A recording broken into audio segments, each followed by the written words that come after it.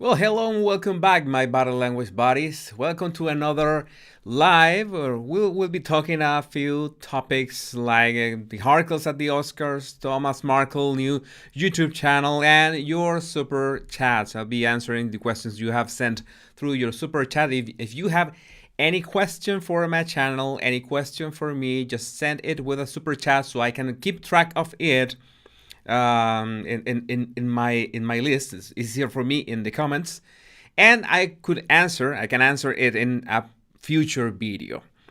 So we're going to be talking about that and reading your comments. Let me know, where are you watching from? Well, I would like to know. I would like to review that.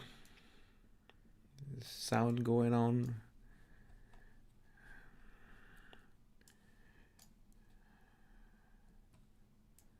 Like to share a bit with you. Let me know. And yes, this week, this 7 days, my channel is gonna be in 2-year anniversary. My first video was published, my first YouTube video as a YouTuber. I made some clips or videos that are not like, they were like generic content, or that is not considered like a commentator. But my first video as a commentator on YouTube was in March 23rd, 2020. So it was been 2 years of a lot of emotions and really great experiences. And to celebrate that, I'm issuing this funny, very very funny design of merch that you can get in the description of this video.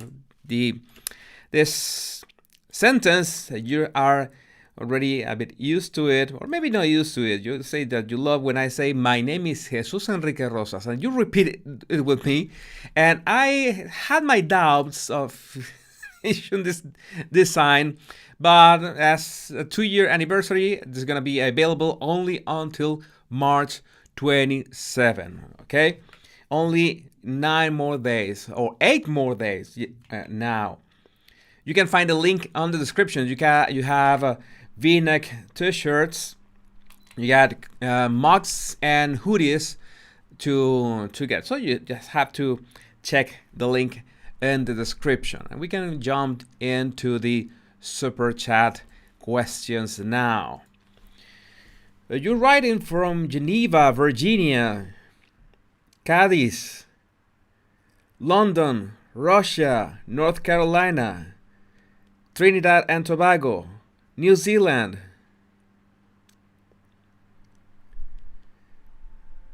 thanks Cornelius, Texas, USA, Toronto, Sussex, Midlands, Tampa, Westminster in Maryland, Florida, Switzerland, UK. Yes, well, the topic of the Oscars. Let's change one moment to this. The topic of the Harkles in the Oscars is it's more like a gossip about it, because, well, in one hand, I don't know which one of you. I was reading some of your comments. Well, I like this comment. Oscar ceremony becomes such low level and overrated that I wouldn't be surprised if organizers approach this too to make some noise around it. Yes, the Oscars no longer, or at least since 2 years ago, haven't been what they used to be, or maybe a bit more. I used to watch them. I was very excited about it, the ceremony and stuff, until, I don't know, it became more like a propaganda effort than more than anything. I don't know. Are you looking forward to watch the Oscars? Are you movie buff? Do you like the ceremony? Just PR fluff. Yes, a lot of PR fluff there. Oh my God, there's people from Norway and France, Scotland, Phoenix, Arizona, Israel, Yeah, I need to mention this. This what happens with Yankee Wally YouTube channel that it was deleted from YouTube, suspended. I don't know what is the exact word, because there were this article by Ellie Hall that they're like in a witch hunt for all these channels. I really don't know what were the grounds for YouTube to suspend Yankee Wally. I will have to I would like to be able to see all her videos, but it was a bit difficult for me to make a judgment. Yes, I'm absolutely aware as a YouTuber that you have to. It's like walking on eggshells sometimes. You have to be very careful what you say, how you say it. I have a certain trajectory on social media and creating content since 2010. I've had my problems in every platform that you can imagine. Even YouTube, I have certain issues with YouTube a couple years back. Like how long was it ago? I don't know. Like 5 or 6 years ago, I had another channel of analysis, and I really did not understand the copyright things, and I was a bit sloppy, and I was not working that much on that channel either way, but it was lost in time. It was this is the second coming, so to speak. But you have to be very careful when you talk about other people. What do you say about them? Because you can get sued, you can get demonetized, you can get suspended. There's so many times that you so many ways that you can break the rules, and it's the rules. And if we are meeting this platform, well, you have to respect the rules. And sometimes, but there's always ways that we can express our opinions. I've tried to be as careful in that regard, and just to be completely honest with you, some channels have been really how to say that, smart. The channel that I always refer to is Lady Colin Campbell. She's really smart in the way she talks about the Harkles, and she raises every issue about them, and her I don't see that as opinions in itself. Most of it is not opinions, but she finds out. I think that the fact that she finds out what is actually happening, okay, and it's not just blind gossip or just random allegations. I think she's very aware of what she's doing. She's been doing that for a long time. Is that why, in fact, in those how do they call them? Those uncomfortable channels, or I know that there was a title for them, uncomfortable channels, or something like that. A watch list. There's a watch list going around. All the channels that since Yankee Wally is no longer here, then I think if you want to watch Yankee Wally's videos, by the way, you can follow her on Rumble, if I remember correctly. That is another video publishing platform. She's already there. I think she's got the same handle. If any of you, I don't know if Megan Small is around. She's one of my moderators. Really helpful.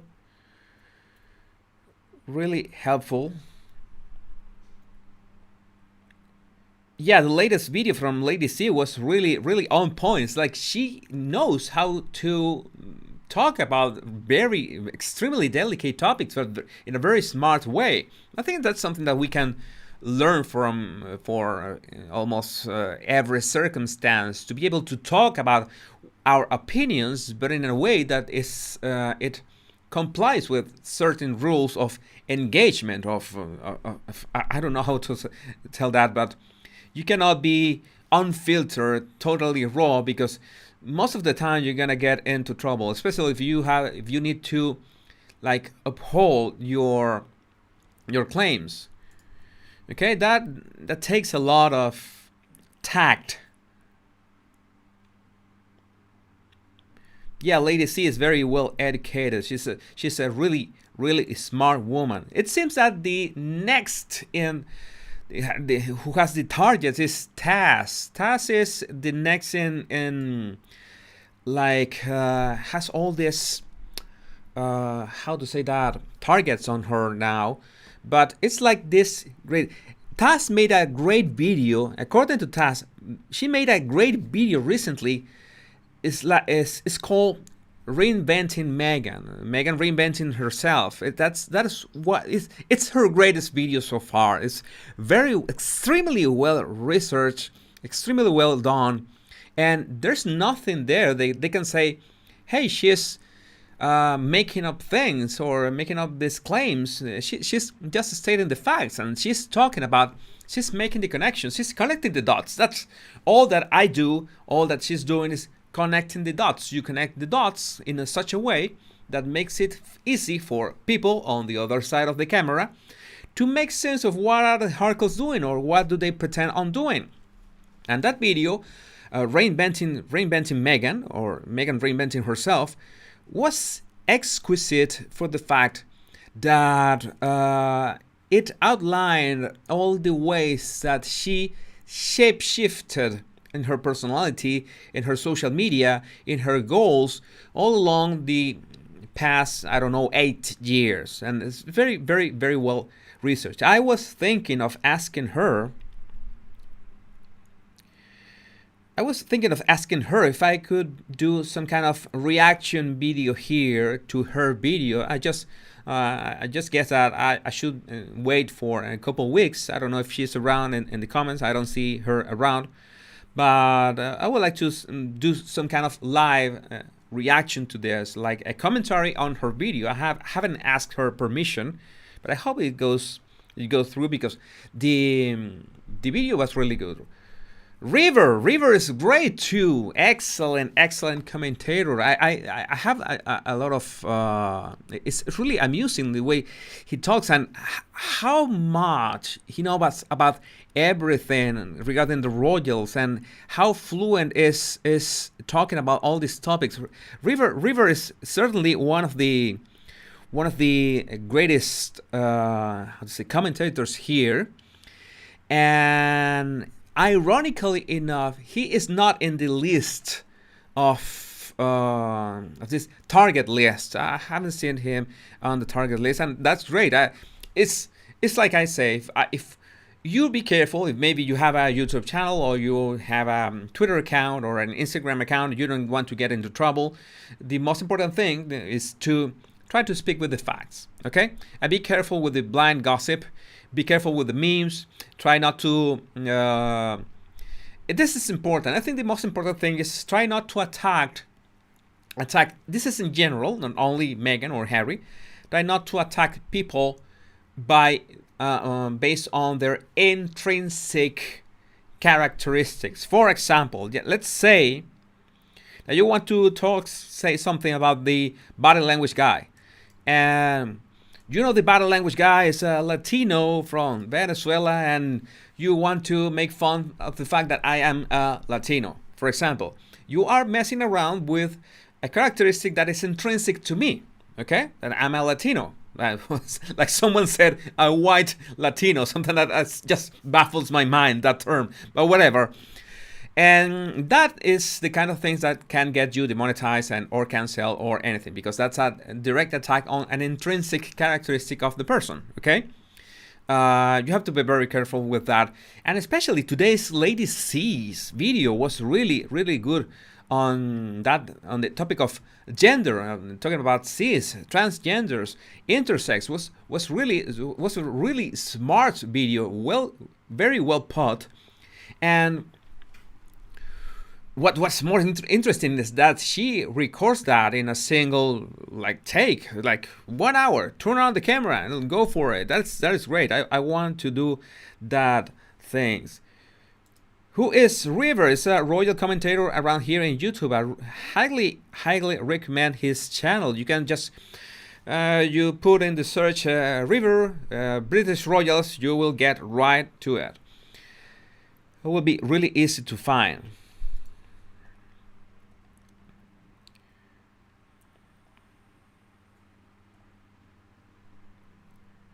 Well, more or less, this is the problem of being Latino. It's like Latinos can be Latinos is the whole palette. It's like ordering coffee. It's the whole palette from espresso to latte. That's it. That's how it is.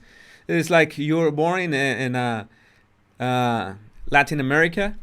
You can be literally any color of the spectrum. Literally any color, anyone from from black to white. It's all the complete spectrum. So maybe that's part of the confusion.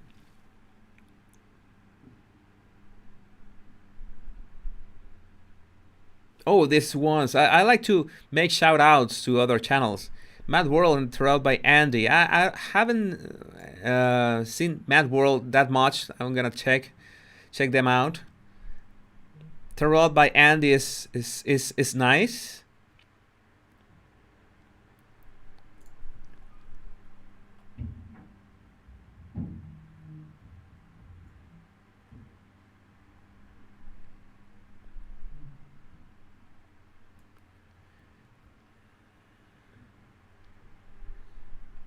But well, that is one of the reasons I really wanted to know what do you think about the Oscars. I guess by the amount of people that have arrived today at the live, it seems that the Oscars themselves, well, they don't care about the Harkles or care about the gossip of the Harkles, but they maybe you don't care much about the Oscars, and I absolutely understand that. It's like it has evolved in this kind of peer propaganda to create this, like the critical drinker says, message, okay, to push this message in some way, and that has taken a lot from the joy of learning what makes a movie deserving of the what could be the most popular award. But that concept of being most popular is something that goes hand in hand with Meghan being the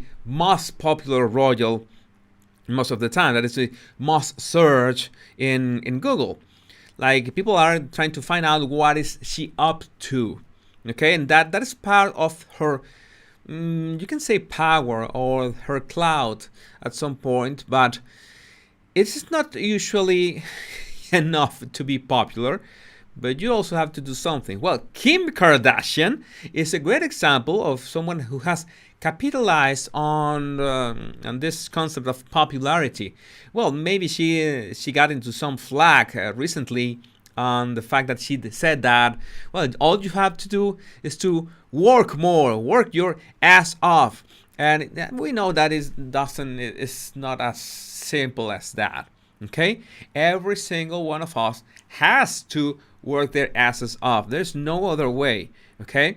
But that's a topic for another video. I don't want to delve in that topic right now, but skill, luck, and risk are three things that are really, really important to grasp and make a huge difference in how much work you have to put in, or how much efficient is the output of your hard work. Let's say that no matter what you do, no matter at which stage you are, you have to put in the hard work. And that is my question: what are the Harkles done in regards of hard work? Okay, that is important. Besides suing everyone, that is important to that is a great question. Some of you don't like. I see that some of you really don't like. What's the name? Don't like Kim Kardashian. I understand that that's sometimes unfair that someone that basically has nothing to bring to the table besides glamour and drama can be so successful. But you have to take into account what the market wants. Okay, that is the basic concept of business. I'm always encouraging people to start their own businesses. It's great on the side. Try it. And there's so many opportunities now that you can use to leverage the power of social media, depending of which or where is your your audience who's gonna buy your product or get your service or need your service. Kim Kardashian is a marketing genius. Yes, she is. There's no doubt about it. And I've been through phases when I say, hey, it's like not fair. You have no substance, but you're a great marketer, so you can have success with a subpar product or a subpar service. And it is what it is. If those are the rules of the game, then we might as well play with the rules of the game. If we can afford to bring a better service than anyone. There's a sentence from Frank Kern. Frank Kern, that was once considered the president of the internet. That was his nickname. You say that you just have to do things better than be in the top 5%. And being in the top 5% is just trying to do your best all the time. You just try to do your best all the time. You keep your word. You assume responsibility for your actions. You will automatically be in the top 5% of anything that you set yourself to. Just doing that, you have a huge advantage. But you have to put your word out. And one of the things that Megan does really well is selling her image, selling her brand. I don't want to say selling herself. That will come out really, really bad. I would not like, that will sound really odd. But she knows how to sell her brand. I have to say, in a maybe not ethical way, but we have to find a balance for ourselves. It's something that you just cannot. This time, you will not survive if you cannot sell what you do as a professional, as a business person, as a specialist in your field. This is very important. I like to touch this kind of topics, lure you with the British royals gossip that is sometimes so juicy that we cannot help but be around this. Yes, Sunshine Sacks.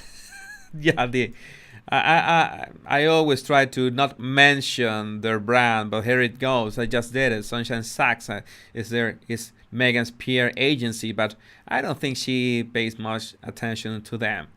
If you're here, you haven't hit like yet, this is your opportunity. All you have to do is move your finger to the like button and hit it with strength, with power. Yes, do it happily, with euphoria. Hit that like button. Thank you for that.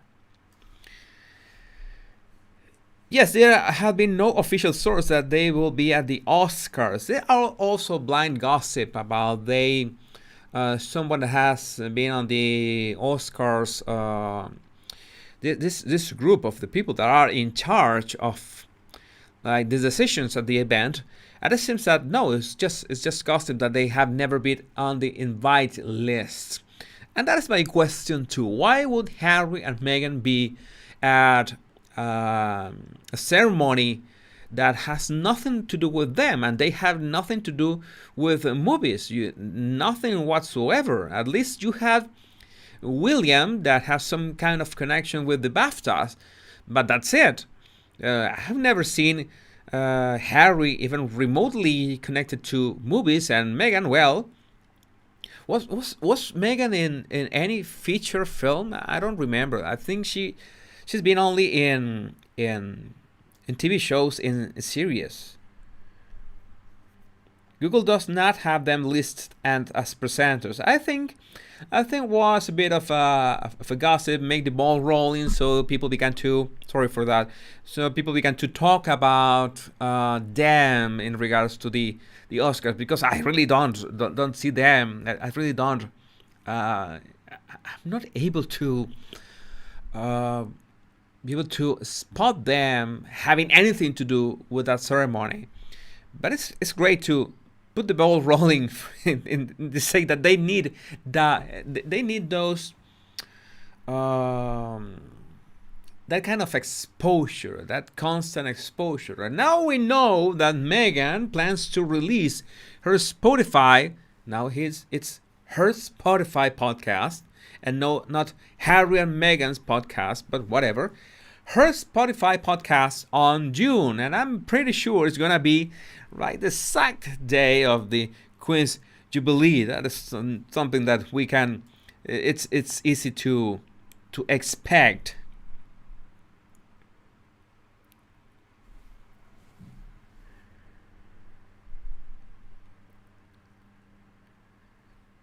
Yeah, I think that maybe they don't deserve to be at the Oscars, but the Oscars has been so devalued over time. It's like nobody is watching the Oscars like they used to be, and you see every year there's less and less people interested in such a ceremony. It has been they need to overhaul completely, because I think there was like less than I don't know, like less than 1 million people in recent years, that it was declining in such a way.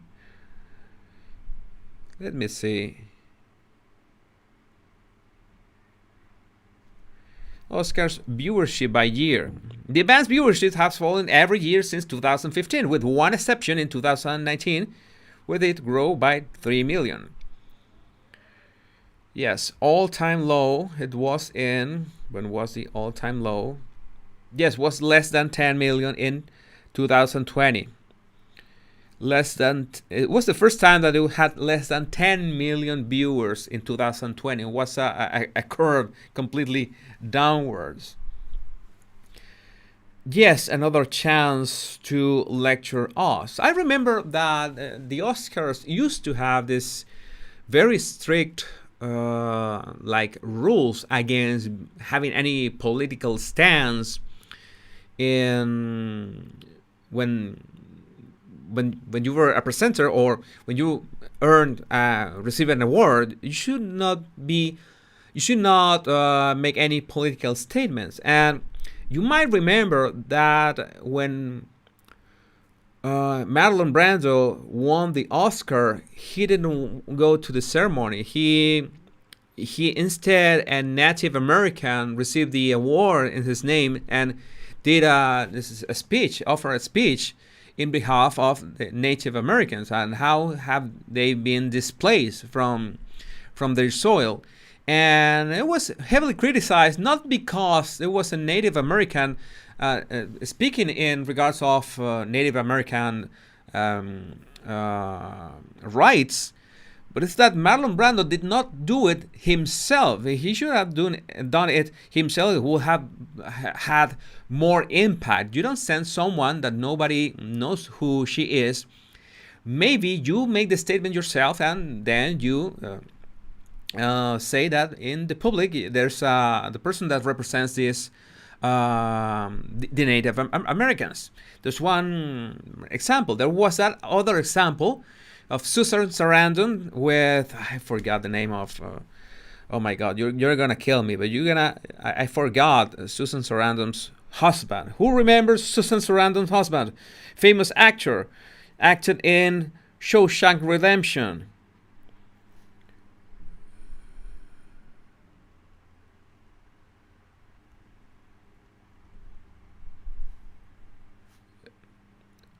Tim Robbins, of course. Yes, thanks, Laura. Laura won the prize here.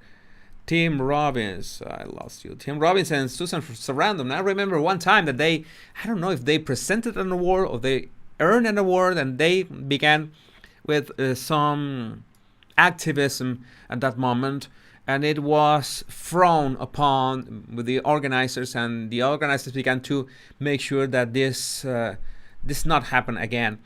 But over time, it has been completely reversed, and the whole point sometimes of maybe movies is pushing a narrative or all this I'm not gonna mention any movie in particular, but it's like trying to push a narrative of evil versus or good versus evil, but in a way that I sometimes do not agree on, because it's trying to push an agenda. I'm not gonna delve deeper on that. I know that I'm boring you a bit, so let's change to what we wanted to see here and our first super chats that people have sent. There was this were super chats sent in previous lives that I organized them so I could work answering these questions today.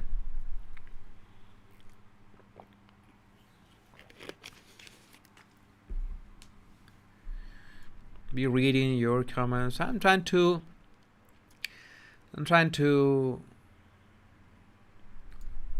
take things slowly today. I really enjoy reading your comments.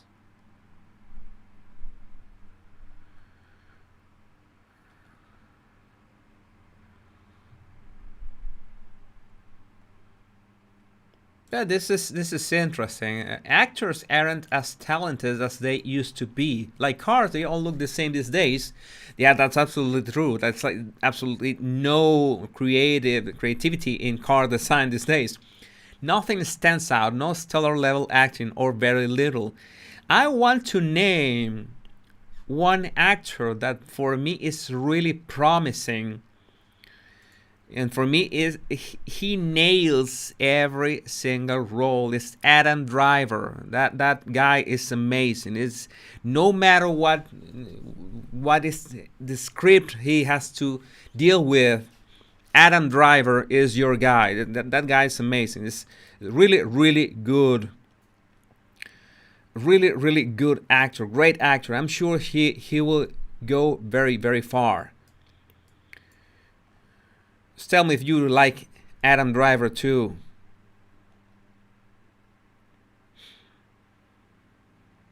I think we haven't seen any script that, and well, there was this movie.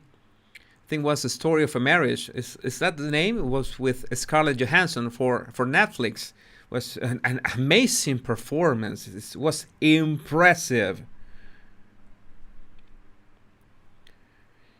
Well, let's go with this question. Why does Megan constantly defy protocol? Why is she always breaking those rules? Why does she attract this attention? And most probably you are like me. I don't like attracting certain kind of attention. For example, if I am an event and protocol says that I have to go up through the right stairs and go down through the left stairs, well, I respect that. I don't want to attract attention. Like I'm gonna play like I'm going to try to make everyone see that I'm against everything, against odds, against the rules. I'm against this statu quo, and I'm going to go up through the left stairs. Okay, I think that is driving attention to yourself as a person, because you are too self-absorbed, and what you should be driving attention to is to your actions and what is your output. Okay, and this could be even as we can say that for example, an actor like Adam Driver. We were talking about Adam Driver. Maybe you're not that interested in becoming a celebrity, but in becoming a great performer, a great actor. Okay?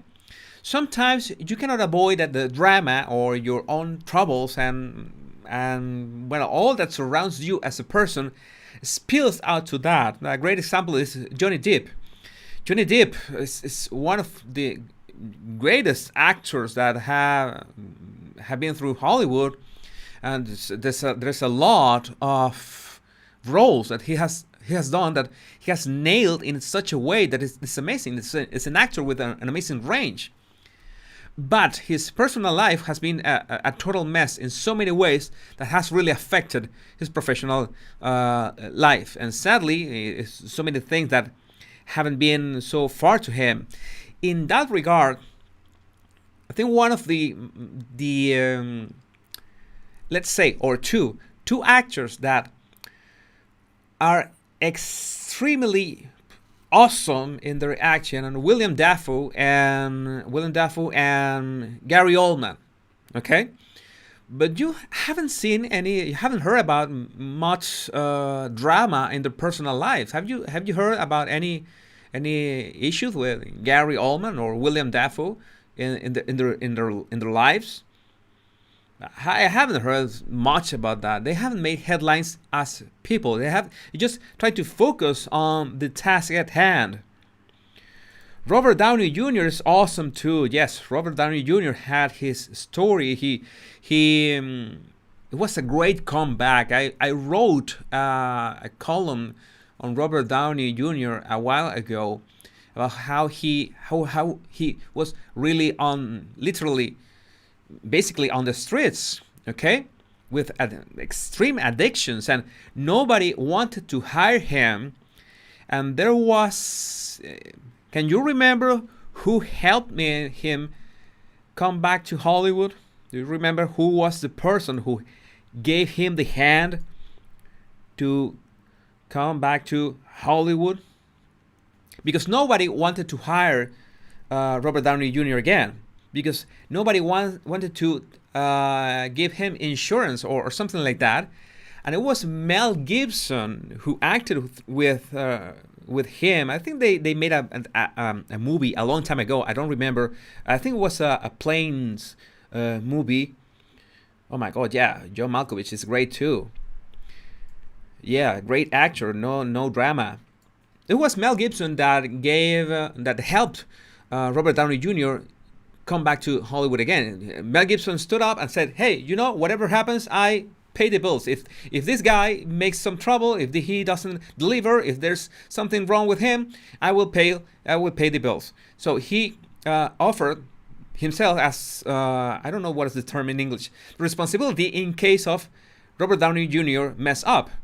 So the studio said, "Well, if you're willing to do it and you're willing to sign a paper for Robert Downey Jr., then let's give it a go." And the rest is history.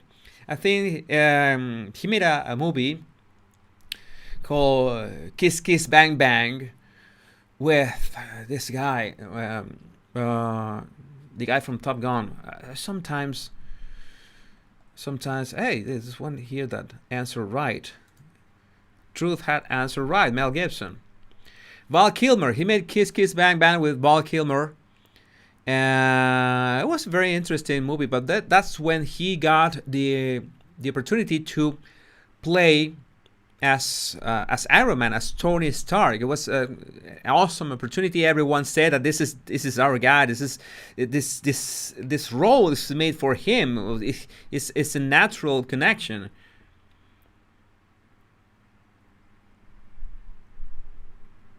Oh, that is great! I didn't know that. Selena is hosting the Oscars. I love Selena in many ways. She's very natural. She's so spontaneous. She's so good vibes. She has been through a lot with her health, and I think she's a warrior, a fighter. I admire her a lot. That's great that she's hosting the Oscars.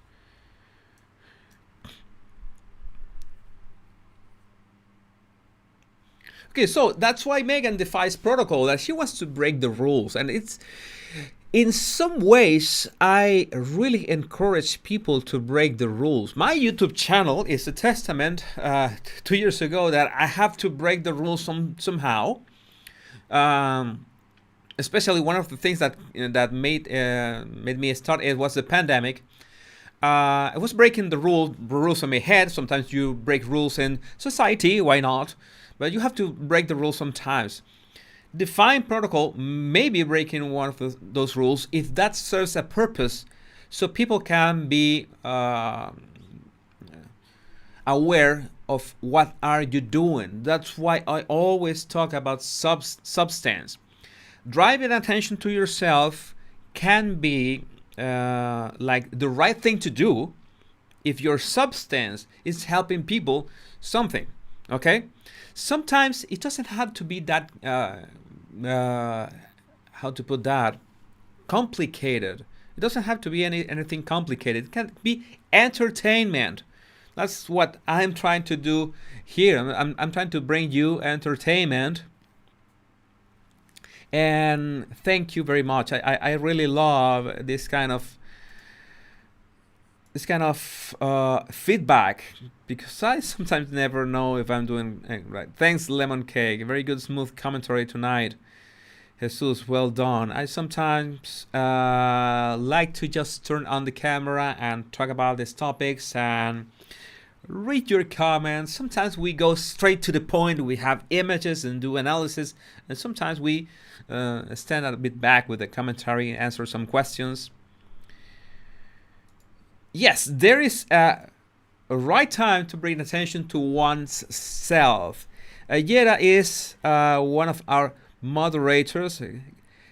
She's always great. She has been with me almost since the beginning, and let's give her a big shout out tonight. Yes, there's time to bring attention, right time to bring attention to one's self, because sometimes it's your personality that makes the difference, right? And sometimes you have to use your personality to make your work stand out. And you might say, but my personality is not that interesting, or my personality, I'm shy, I'm an introvert. I am. I would like to say that I used to be shy, or I used to be an introvert, but I cannot change the fact that I'm an introvert. Okay, this is a bit odd, because I have offered public speeches and seminars to hundreds of people, and I've always, even being an introvert, I had this kind of easy time presenting in front of hundreds of people. Okay, it was a while back, like in my hometown, but it's like I try to use the best that I have to offer, and offer in a way that in some way or another is engaging. So many of you on the other side of the camera say, hey, I don't have what it takes to do this. Then it's important that you explore, what do you think you really got what it takes, because no matter what, you have to put yourself out there. I always say that you can always take something, learn something from anyone. And in this case, and I always say too that you should deconstruct the person or the figure or the persona, deconstruct them and try to find out what can you apply for yourself. There's always something that you can apply for yourself. And in the case of Megan, she sells her brand image a lot. She knows how to rattle her audience. And I think, for example, that the way she has reinvented herself, it's nice to see it as a template or as an example. You don't have to go to the lengths that she went, or you don't have to share the same ethics of her, whatever her ethics are. You can have your own values, but notice that sometimes you can reinvent too, to adapt to the circumstances. That's something that you have to do. Me talking in front of a camera, with me doing a live, never. 1 year ago, I would never do that. That never. I would freeze in my first live. I don't know when was my first live. I don't remember. But everybody tells me that watches live. Of course, I don't. I find it baffling that you take time to watch that live. I made a very long live quite some time ago.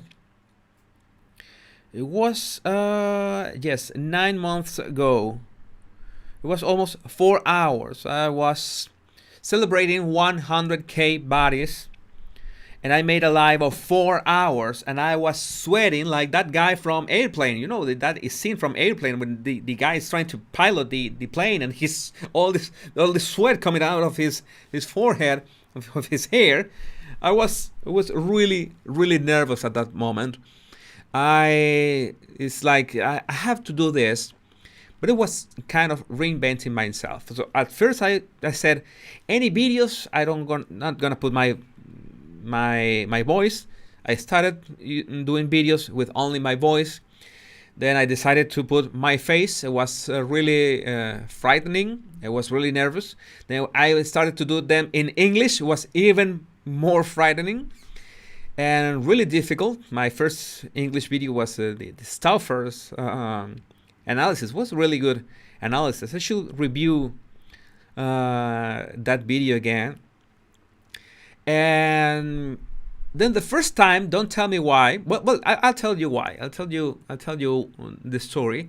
Why my channel is called Body Language Guy. Okay, this is a secret. Nobody knows this. I think I have. Maybe I mentioned that a couple times. But why my channel is the Body Language Guy? Obviously, the channel is about body language. But I changed my channel from different names, like my brand name, that is Kinesics, like my Twitter handle. And my name, Jesus Enrique Rosas, was the name of the channel at some point.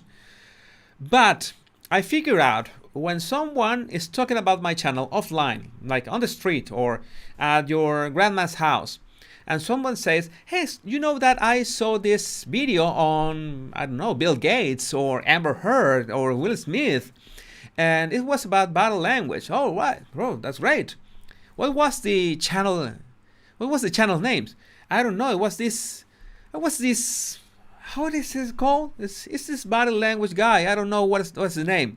I figured out that people were not going to remember Jesus Enrique Rosas. They will absolutely forget my name or my brand title, Kinesics. And I said, well, let's brand the channel the Body Language Guy, because that's the generic way that people are going to address my channel. So I might as well call my channel that way. So that's why my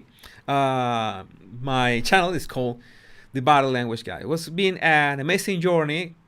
It's not to brag or anything, because it has been a lot of work, wonderful work, extremely satisfying work, and sometimes. And the first time, in fact, that I said, I called myself or my channel the Body Language Guy, if I remember correctly, was in my analysis of Will Smith and Margot Robbie.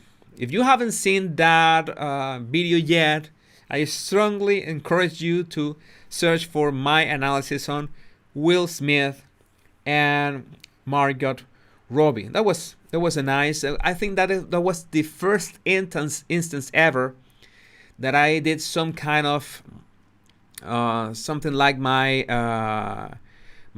It was not the first instance of this presentation, this introduction, but it was the first time that I called myself the Body Language Guy.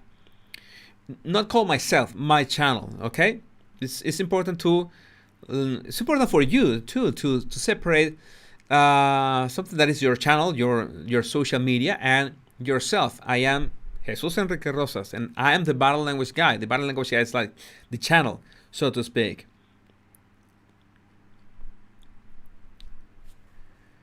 Oh my God! Yes, it was quite a while ago. Please, can you do a video on Will and Jada at that red table when she uses the word entanglement? Yes, that video is already out there. I made a video on that. You just go to YouTube or go to my channel page and do Body Language Guy, Will, Jada, and you will find it right away. It was an awesome. That was my first viral video in English. It was really stimulating.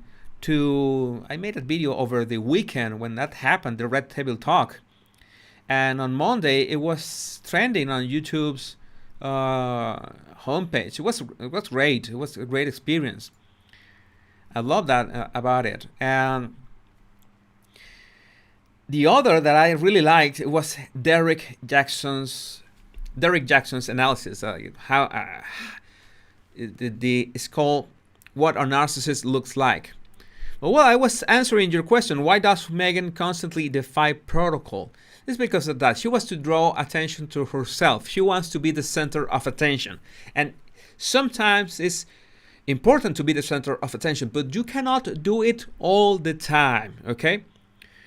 It's like an iceberg. The time to be the center of attention is the tip of the iceberg. The time to just shut up, put your head down, and do the work, the boring work, day in and day out, that is the lower part of the iceberg. That's what nobody really sees. Nobody's really aware of that, okay?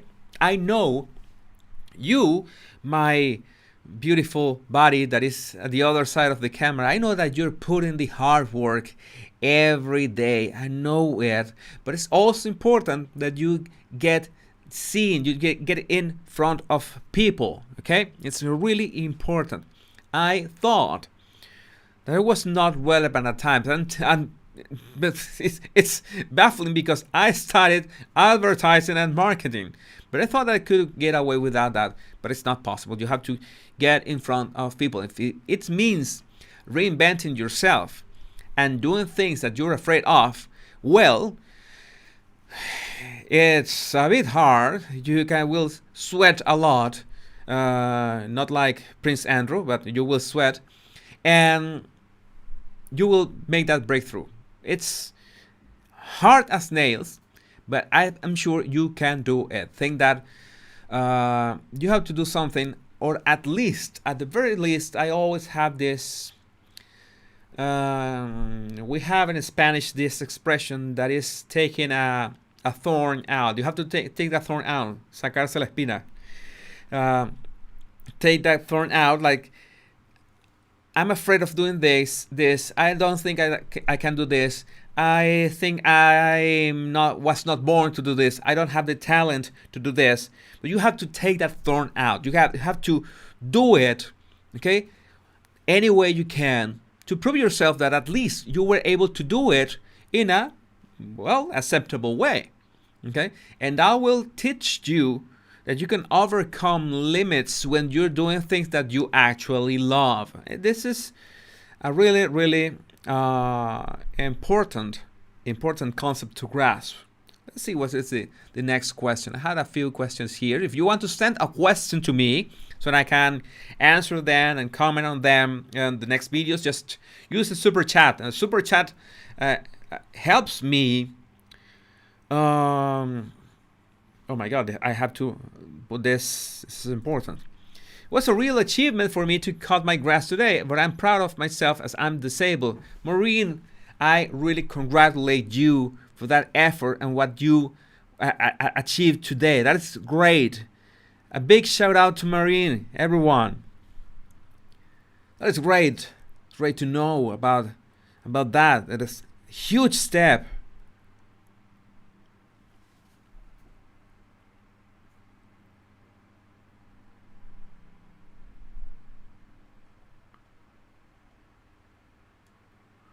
Yeah, you can't learn if you don't try.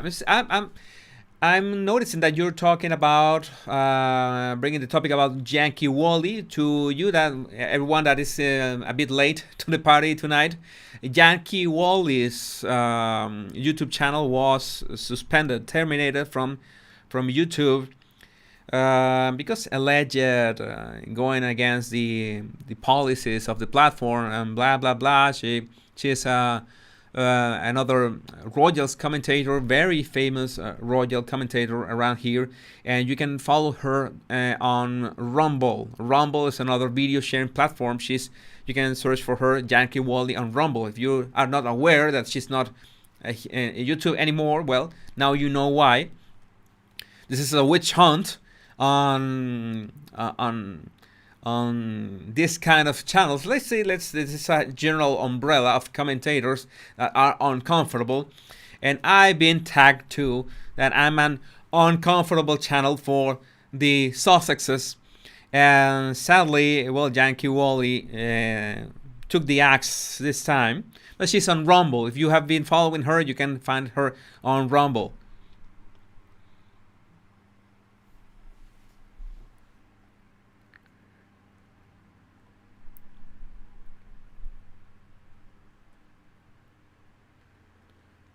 It's heard that the Markles had some power on Twitter, both on Twitter or on YouTube, But sometimes it's a bit easier than that. Sometimes that you have all these people that wants you down. Okay, I know that there's a lot of people that wants my channel out of the air, and well, that's something that's always going to happen. No matter what you do, there's going to be always a 10% of people that will really not be in your backyard, not be with you, not support you, be against you. And there's always going to be 1% of people that no matter what you do, okay, not even if you find a cure for cancer, they're going to hate you with all their guts. And they will do whatever it takes to bring you down. Okay, 1% of people. That is absolutely no other way around. If you know 100 people, well, maybe one of those 100, one of them is not gonna like you much. If you know 1,000 or 10,000, if you have a YouTube channel or a Twitter account or an Instagram account that has been growing, and you know you're gonna find yourself with a little more enemies that you would want, haters, trolls. That is normal. That is absolutely normal and nothing to be afraid of. What you should be aware of is that our mind usually blows up the bad. Okay, you see 10 comments. Oh, you're doing great. You are amazing. You have helped me so much. I really like how you do it, etc. And you see one comment that say you should just close your channel, or I'm not gonna repeat what I get every day here, but you will always see that bad comment like has a weight that is enormous in comparison to the good comments. So you have to be very, very aware of that. Okay, this is very important. I try to every single comment. Maybe you see 10 comments that are great, one comment that is not so great, and one comment that is absolutely bringing you down. Just don't pay attention to it. And if it's vicious, if it's insulting, if it goes against the policy, you block them, report them. That's it. Okay, I know that most of you are trying to deal with the fact that you have to maybe you're afraid of going to social media because you don't want any backlash, or you're afraid of your privacy, and I totally understand that. But it's a great tool to connect with so many people that might need your services, that might need your experience, your expertise. That it's like missing so much in connecting. Yeah, don't let the haters bring you down.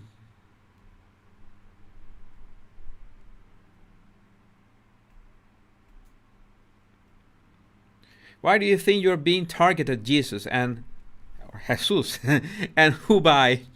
I think I'm being targeted just by the fact that I make fun of people that have a certain following. Okay, that's it. It's like I make fun of people, of the Markles, in so many ways. Sometimes in a sarcastic way, parody, satire, and that doesn't sit well with many people. Okay, and sometimes people don't get the joke. Okay, that's very dangerous. I've been really bad people that cannot read between the lines, that take everything literal, and they just bash you about that. And the most problematic thing, the most dangerous thing, is when someone quotes you on another platform. That you record a video and someone quotes you on another platform and just changes your words and puts words that you did not say. That happened with William just 1 week ago.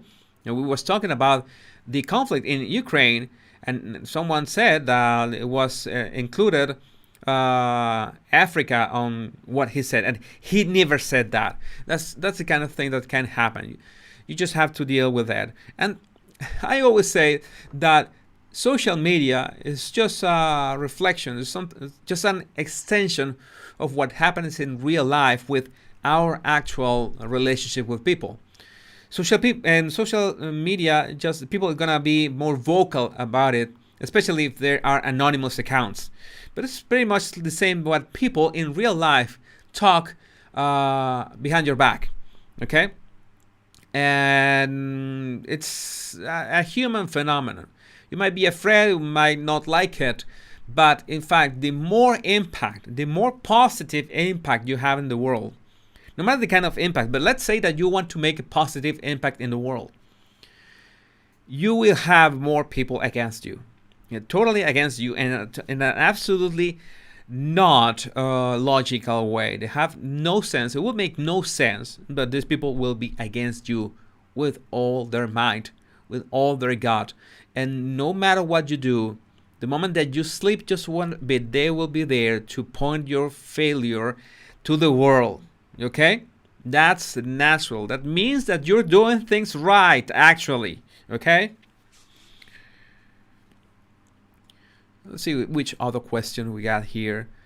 Is Nutmeg insecure in this relationship? You know what Ellie Hall, the BuzzFeed reporter, put on her article, that all these channels, all these accounts put nicknames on Megan, and vicious nicknames on her, including Nutmeg. And you remember that she said in an interview, she said it herself, that was one nickname that her friends call her. Her friends call her Nutmeg. Okay, I don't remember the interview. I had that interview around there. I made a video on that interview, but it's incredible that people pointing, saying that Craig Ferguson, I think this is the interviewer, people saying, oh, these are horrible people calling Meghan Markle Nutmeg. How do they come with this so vicious nicknames? And that's what she said. She said it herself. It was here. I think I don't remember the name. I think it was Craig Ferguson. Yes, was in that video. She said that, and I pointed out in that video, hey, that's what she said. Okay, well, that didn't come out right, but you get the point. Is not Meg insecure in this relationship? Is that why she has to touch Ginge all the time? And I pointed out that she has this way of signaling to Harry how to behave in a certain way. Yeah, I'm sure that she has a way of touching Harry in a way that signals how he should behave in sometimes. Okay, that it's her time to go forward and go first, or maybe he should shut up, not talk anymore. Yeah, it was in that Meghan Markle interview with Craig Ferguson. What she said: "My friends call me Nutmeg." So, Bob's your uncle. There you have it. You cannot be more clear than that. Is that why she has to touch Ginge all the time? Maybe some of those touches are public displays of affection. Nobody can say that Meghan doesn't show affection to Harry, never or any time. That doesn't make sense. But most of the time, you know that there's a change in, when you see that touch on Harry's back, there's a change in Harry's behavior. He's usually awkward. He's usually like a bit insecure, or a lot of insecurity on him. And those touches on his back are not soothing or helping him to be more secure or have a bond between them. And it sometimes looks like she's doing it just to show off. Okay? Sometimes. That is a magic word. Sometimes. Not every time. Okay? That we have so many trouble viewing those touches on his back as authentic. Now, there's a bit of insecurity with that. There's a bit of insecurity because if you have to be touching your partner on the back or in the arm all the time, or holding the hands all the time, okay, as they used to. And the NAACP award ceremony, they did not hold hands. Maybe for that reason, it was like a ceremony. You don't have to be holding hands like a couple of teenagers on a formal event. You can do it in your private life. You can do it if you go to the, I don't know, to the movies. You can hold hands. That's great. Or a night out with your friends. But in the formal engagement, it's not necessary. It looks like needy, desperate, like out of place. Like you're trying to show that you love your husband and your husband loves you, and all that is left is to jump in the couch like Tom Cruise on Oprah, right? Yeah, it's like a cartoon. Ginger Max, it's a cartoon strip. Okay.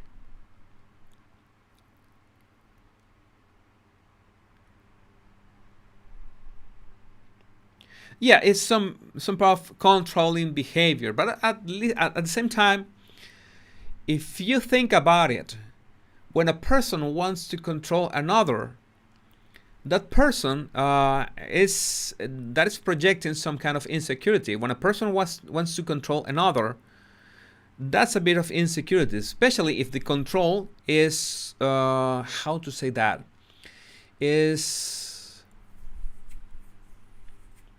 I don't know the word. I can't recall. Subliminal.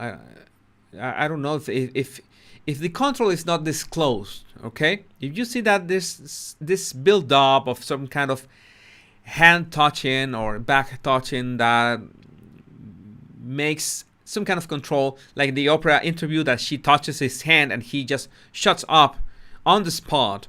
Okay, I'm sure that is an undisclosed controlling gesture. It's not like Megan, someone said someday, hey, Has, every time I touch your hand, you know that you have to shut up. No, it's that she made the, most probably, this kind of cues or this kind of NLP signals happen in this way. You can program a person in this way. You touch them, okay, they're speaking, you touch them in a way and you interrupt them and you don't stop talking. Okay, I'm giving you really evil tools to control people, so please take into account. And but at the same time, you can spot when someone is trying to like program you. This is some sort of programming. This is a neuro-linguistic programming cue. Okay, neuro-linguistic programming can be used for good, for ourselves, for other people, but they can be used for bad things. And this programming is just like this. Someone is talking, okay, you touch them and interrupt them at the same time. The touch and interruption occur at the same time. And it's not like you say, excuse me, or anything. You begin to talk and you don't stop talking. And the other person, it's like the cue of touching their hand and the cue of you talking without stopping. They're going to feel uncomfortable and most probably they're going to stop talking. Okay? And you will continue talking with your topic as if nothing had happened. Okay? You do it once a day, then in 2 days, then in 2 days more. And there comes a time when you just have to touch the person, that is the cue, and they shut up. Okay? The person is already programmed because they know that you will begin to speak and you're not going to stop. Okay? And the person is going to feel uncomfortable, but hey, what's the problem? I have done it so many times, and they have done it so many times because you already programmed them over many iterations. This is one of those kind of programming that is borderline hypnosis. Okay? Is you need to know. Yes, it has to do with Pavlov's conditioning theory. You have a stimulus and something happens, but in this case you have a cue that is touching the hand or touching the person. You trigger an uncomfortable reaction because you begin to talk, interrupting them, and you don't stop. And they realize that the way to not feel uncomfortable is they to shut up themselves. Okay? And so when they begin to associate that touch, okay, to the fact that if I shut up, I will feel better. You understand the mechanics of this? It's a way of controlling a person. It can be with touch. It can be with a signal. It can be with a way of looking at them. It can be with a sound, anything. Yes, it's like a negative reinforcement. And people begin to think, hey, I don't want to feel bad. Will just shut up. Okay? Because there's no problem with shutting up. And the trick to doing this, again, I'm not saying this so you apply this for bad reason. I'm saying this because that's how manipulation and programming happens. So you know when people are trying to do it with you. People will start to do it with absolutely petty conversations, non-important conversations. So the fact that they interrupt you is not that relevant. Okay, this is important. It's gonna start with non-important conversations, like common conversations. Then you're talking about, I don't know, the weather, or a movie that you saw, or a show that you saw on a streaming service, and they're gonna interrupt you with something else. Okay, and they will not care if you go back to your prior topic, but they will do it with absolute common and non-important questions first, or non-important conversations first. So the interruption itself is not noticeable. Okay, this are the kind of processes that happen. This is one kind of manipulation. It's one kind of conditioning. Okay? You can spot that's why it's so important, and I tell you so many times, it's so relevant, so important to assess your emotions in every single circumstance. When you are with a person that you don't feel you don't feel comfortable with that person, or that person does something that makes you feel uncomfortable, and you don't know exactly why, it's extremely important that when you have time, you try to backtrack to the situation and try to assess, why did you feel that way? Was the person? Was it the situation? Was it the action itself? Okay, because that will help you understand yourself better. And if you find out that there's absolutely nothing wrong with you, and you realize that the person wants to program or take advantage of you in any way, then you can spot it only by being aware of that. Okay, and just talking about that, it's important to remember that sometimes, imagine a situation.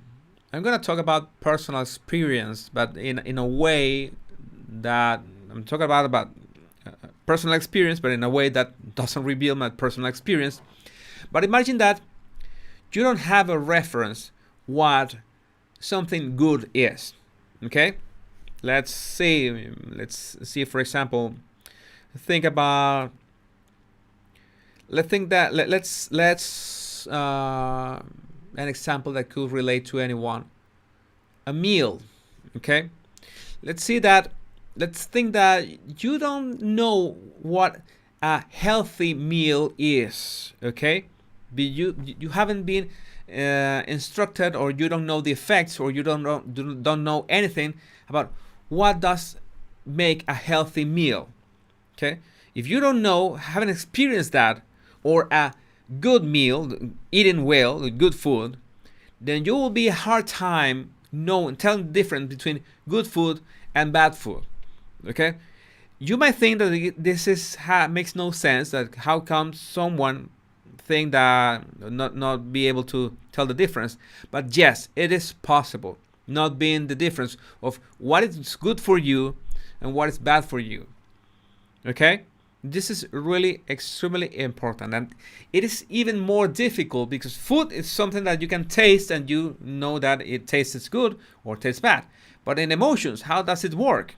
Sometimes guilt shadows so much your emotions, your emotional intelligence, that everyone bad that happens to you, you feel guilty about it.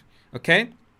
Maybe someone takes advantage of you and you instantly feel guilt of something that happened with that person, and think that you are the one that made things go wrong.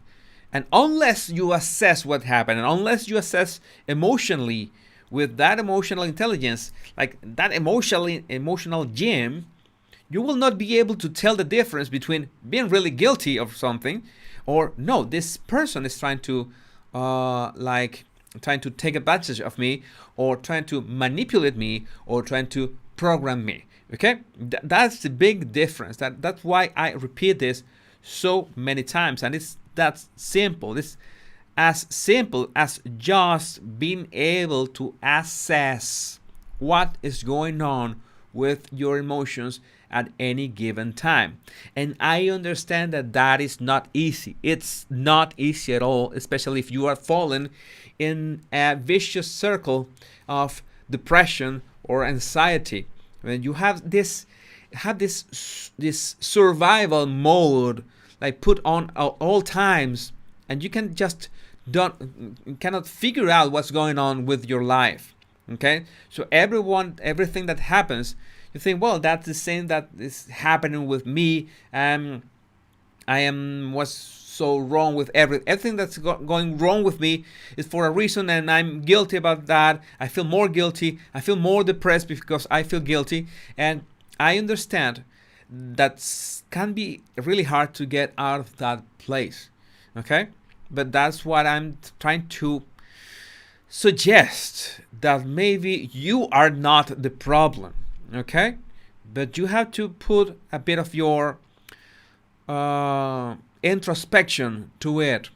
Okay, to try to silence the world, silence the noise, silence everything, and try to put a bit of introspection to it. Journaling is very good for that. This is something that I'm really sad. Unfortunately, controllers prey on the weak. That is something that I would like to give you a formula to avoid any controlling person. And many people say, hey, I'm not being controlled. I will not be controlled. I will not be manipulated. But I would love to say that that is a fact, that you can avoid that. But any person can. And you learn from your mistakes with this kind of people. But these mistakes can be really, really costly at times. Absolutely, really costly. You haven't hit like yet, this is the moment. You can hit like now to support my channel. You can send a super sticker too here in the YouTube chat if you want to ask a question so I can answer them in the near future, in future live. I'll just ask with a super chat, and that way I can track of your question. And if you want to support my channel, all you have to do is use the PayPal link in the description, and I will be really glad, really grateful for that. 2 years now, my YouTube channel, 2-year anniversary. Remember that you can get my exclusive apparel with my introduction. My name is Jesus Enrique Rosas. It will be available only for 8 more days. Only 8 more days, and they are gone. They will disappear, as I said, like the Markle's credibility will disappear from existence. So this is your chance. If you want a V-neck or a t-shirt or a hoodie or a mug or a tank top, you can get it right now with the link on the description. It's my merch. My name is Jesus Enrique Rosas. Only for 8 more days in this anniversary of 2 years. And then they will disappear. Next question. Let's see what it's the next question. I hope that I got that clear. Have you compared the engagement interviews of the two brothers? Very, very different. I'd be interested in your view. Love the videos, Jesus. Caroline, Yorkshire. Okay, this is a very tough one, because as you might have noticed, I don't have a complete analysis, for example, of the Oprah interview, or have a complete analysis of the Harry and Meghan's engagement interview, or a complete analysis of William and Catherine's interview. That will be a mammoth video to make. I should do it someday.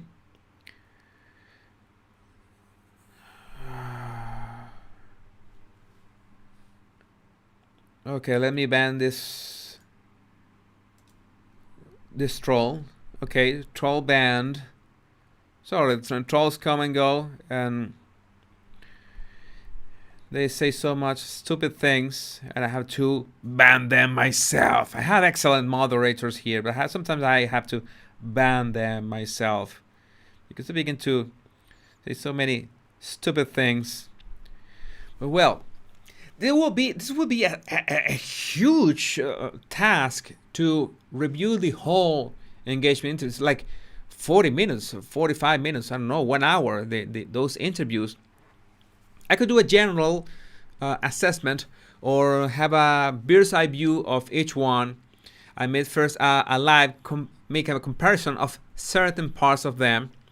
Maybe we could do that.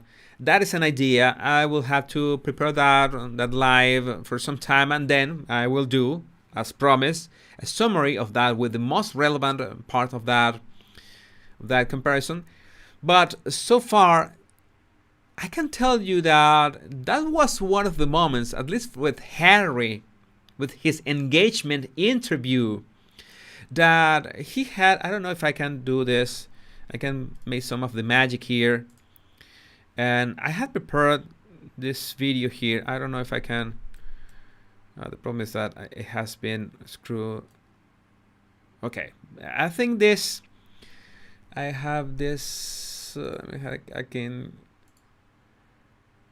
Yeah, there's Harry. I like this. How to say that expression of both of them. I'm going to.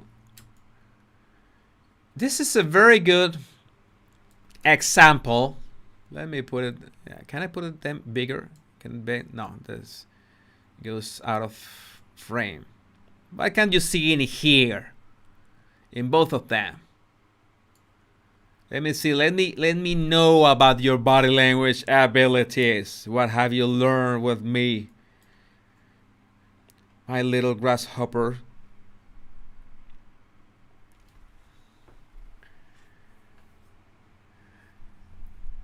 Last time he smiled. Her smile looks fake to me.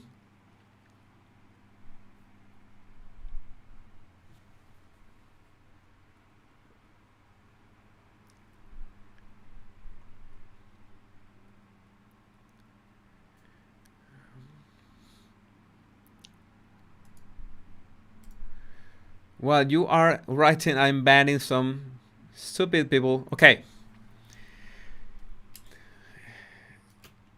There it goes. Let's go with Megan first. That was not that much. Was really, you know that the lip corners are not going up.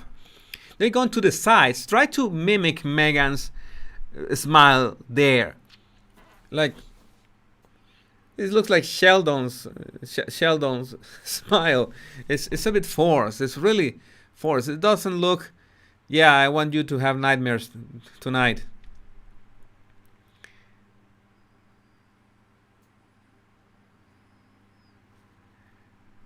I really, it's not very spontaneous.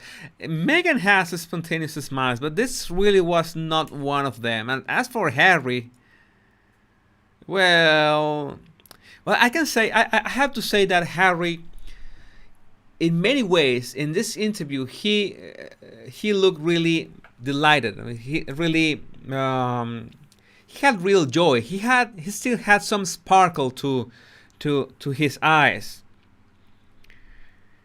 At some point, maybe it was a let's see if we can see.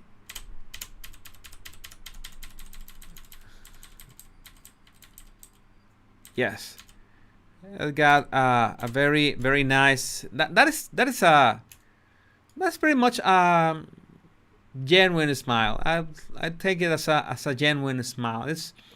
He's a bit nervous, by the way, because you can see that the left side of his face is not as contracted as his right side.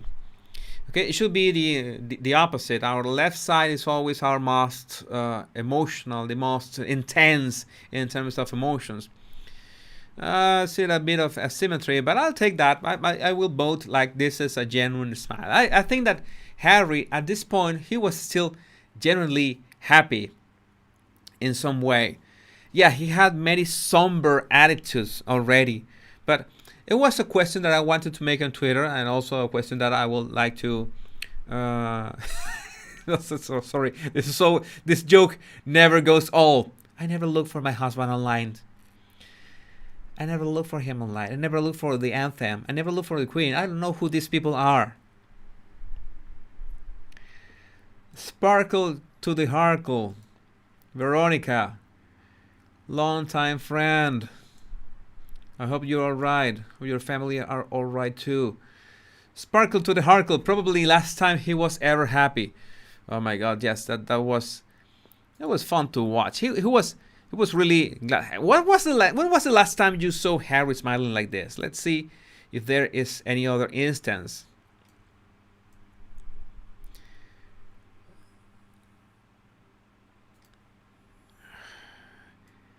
I'm sorry, because I have the problem that I should be able to. There's another thing. He had this expressions. He had his chin up. He looked really like the future was really promising. He looked like that. It was really nice to see him like that at that moment. I think he genuinely believed he has his signature laughter too. He really looked joyful at that moment in many instances. I have pointed out in other videos, of course, I have pointed out all the times that he was gloomy too. But in regards of many other instances in future years, well, this is not something that you see anymore regularly. And as for Megan, oh my God, I'm moving here. I should not be moving this. I should be doing this. Yes. Now as for Megan, oh, I remember this kind of gestures. I don't know why Harry was saying something and she did this. Why did she do this? Why did she do this? I know that her fans are going to say, oh, she was being humble at the time. She was being shy. And now you know that Megan is not shy. You are lying. Megan is not shy. She has never been shy and she will never be shy. She is not a shy woman. That doesn't make sense. It is not. This is not a clinical diagnosis, but she's not. Everybody knows that. Everybody. It couldn't be shyness. You're gonna think that I like being close to Megan, but no. Let me see. How can I zoom out? Please get me out of here.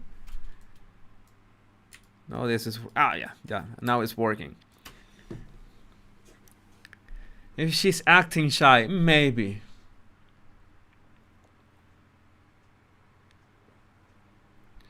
Oh, this is interesting. I like this take. She was trying to look feminine and submissive to him, make him feel powerful.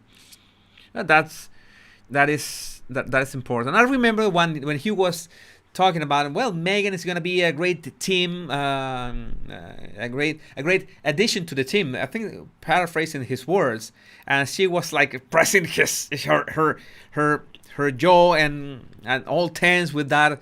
With that, hey, an addition to the team. No, I'm not gonna be an addition to the team. I'm gonna be the team. I'm gonna build my own team. I'm gonna be the leader of my team. That's what I'm gonna do. But it will be interesting to make a comparison. The problem is that it's doing a comparison in a way of. Well, let me see something that I just saw here. It's important to not make comparisons in a personal way, like making a comparison of Megan, Catherine, who is better. Okay, it's not the idea, because it's very hard to say that a person is, just by looking at a video, is objectively better than the other, just by looking at their body language. That is not the way to go.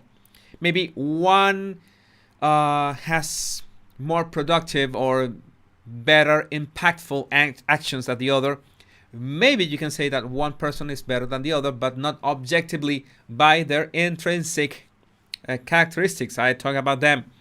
It's like someone attacking me because I am Latino, okay? Because being Latino is an intrinsic characteristic of myself, okay? So that will be wrong. That's why people get canceled and demonetized on YouTube.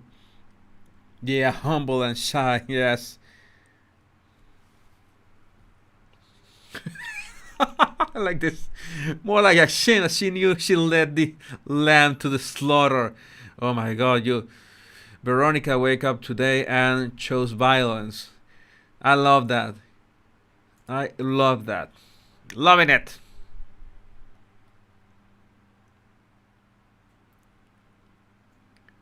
Yeah, maybe she does that to hide her real thoughts. Probably. There's so much. I should review. I know that I don't have to ask you that thing, but I should review those interviews again, especially not both interviews. So I have to be fair. I have to review both interviews. I went wrong here, and of course the claw. This guy's mine. Nobody is getting him. I got what I wanted. I can't wait to get my shirt with your name on it. Thank you, Tracy. Thanks a lot. I would love to see you with that shirt.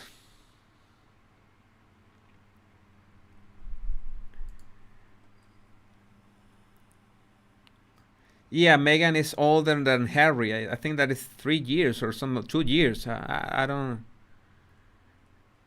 remember exactly the difference. So let's see. Let's see if we have any other instance here.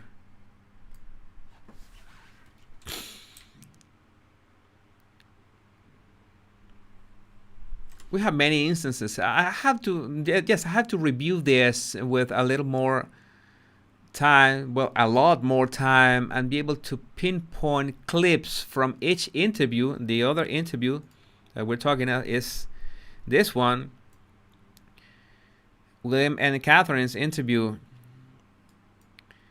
That is interesting. The way that they had that nervousness at that moment, and yes, sometimes we have to be careful with the bias of our judgment, because not because I'm saying that William and Catherine were nervous is not to say that Meghan and Harry were not nervous in their own way on their engagement interview, because you have to remember too that the how to say that the time that William and Catherine had together as a couple before actually getting engaged was so long that the attitudes have to be different. That is normal. That is, you have a record, a time together that's so long that you have grown to get to know yourself so much. There's one video, by the way. I want to do a shout out to another YouTuber, that is Martin Decoder. Martin Decoder made a video making comparison in linguistics between both interviews. That is very interesting. Martin Decoder on YouTube. You see royal engagement interviews, and there was a really good analysis. I really love that analysis. I'm following you, Martin. I don't know if you are around. There's also the age difference. Yes, could be. No, that really, it's really important, the age difference. This comment is important. When she was looking down, Meghan, we're talking about Meghan.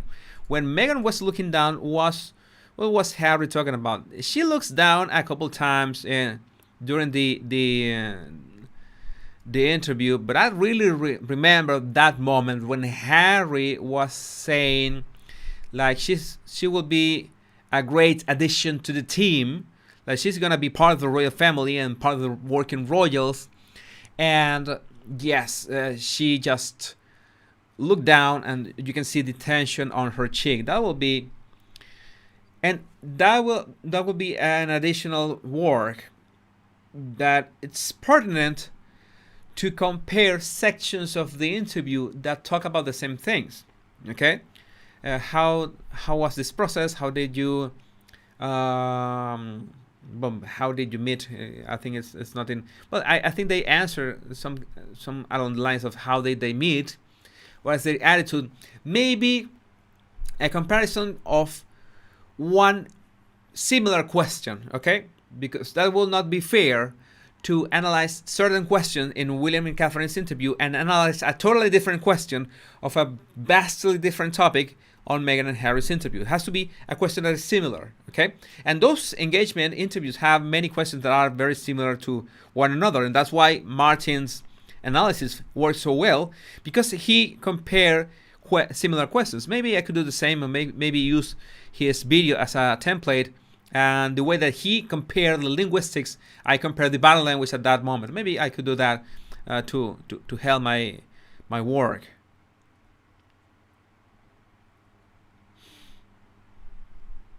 Yes, statement analysis. Statement analysis. That is what Martin does.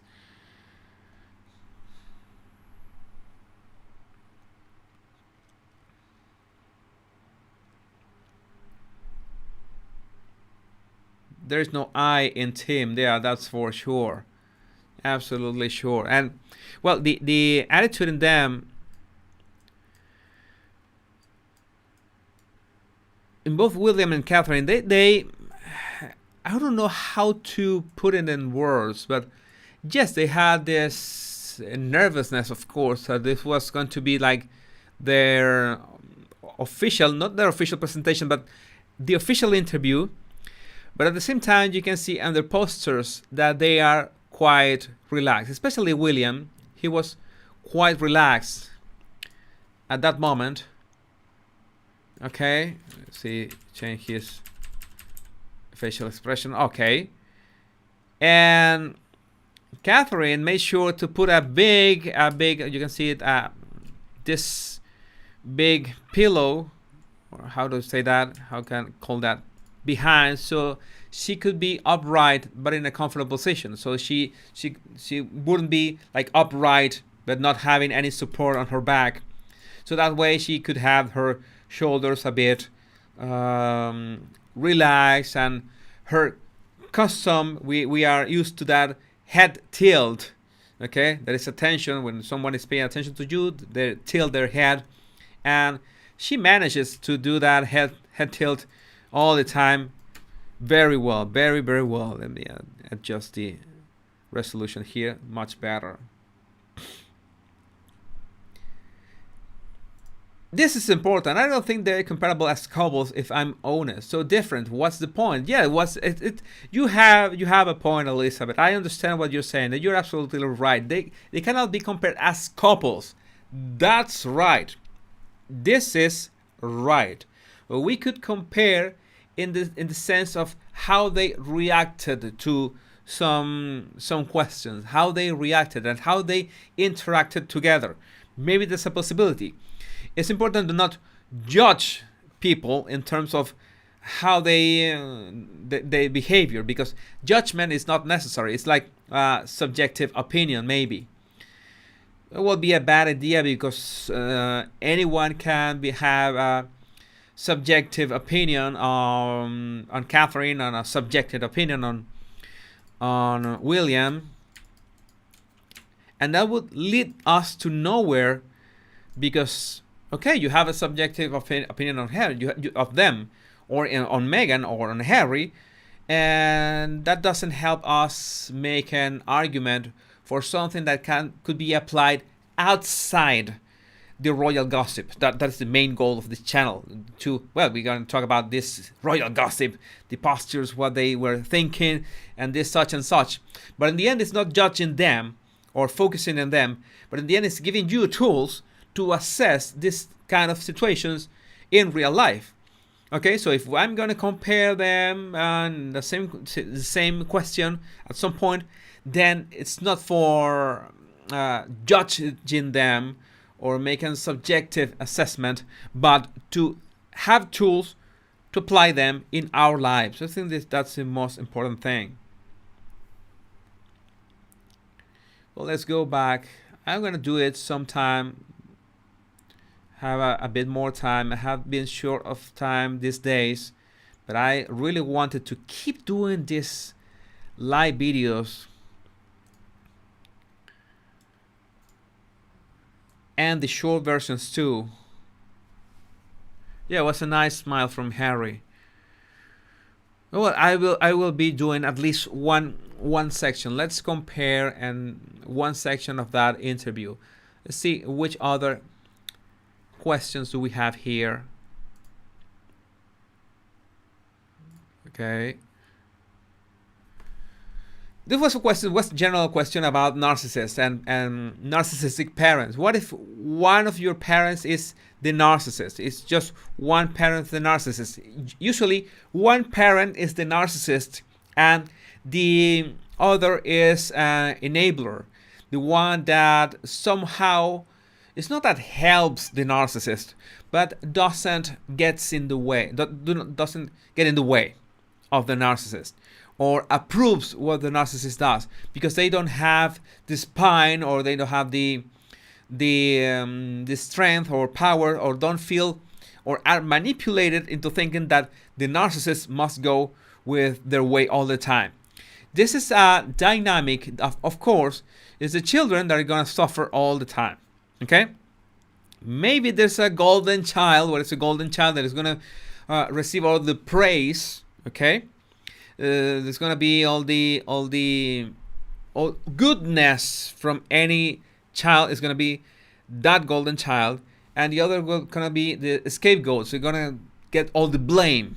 Okay, that's this dynamic of a narcissistic on a family. And how do you deal with that? Well, the first step to deal with that as a child, it's impossible. That a child doesn't have the emotional tools to deal with that kind of situation, because it's actually the parents who have to at least show how do they deal with those emotional situations. And if one parent is a narcissist and the other is the enabler, you don't have anyone to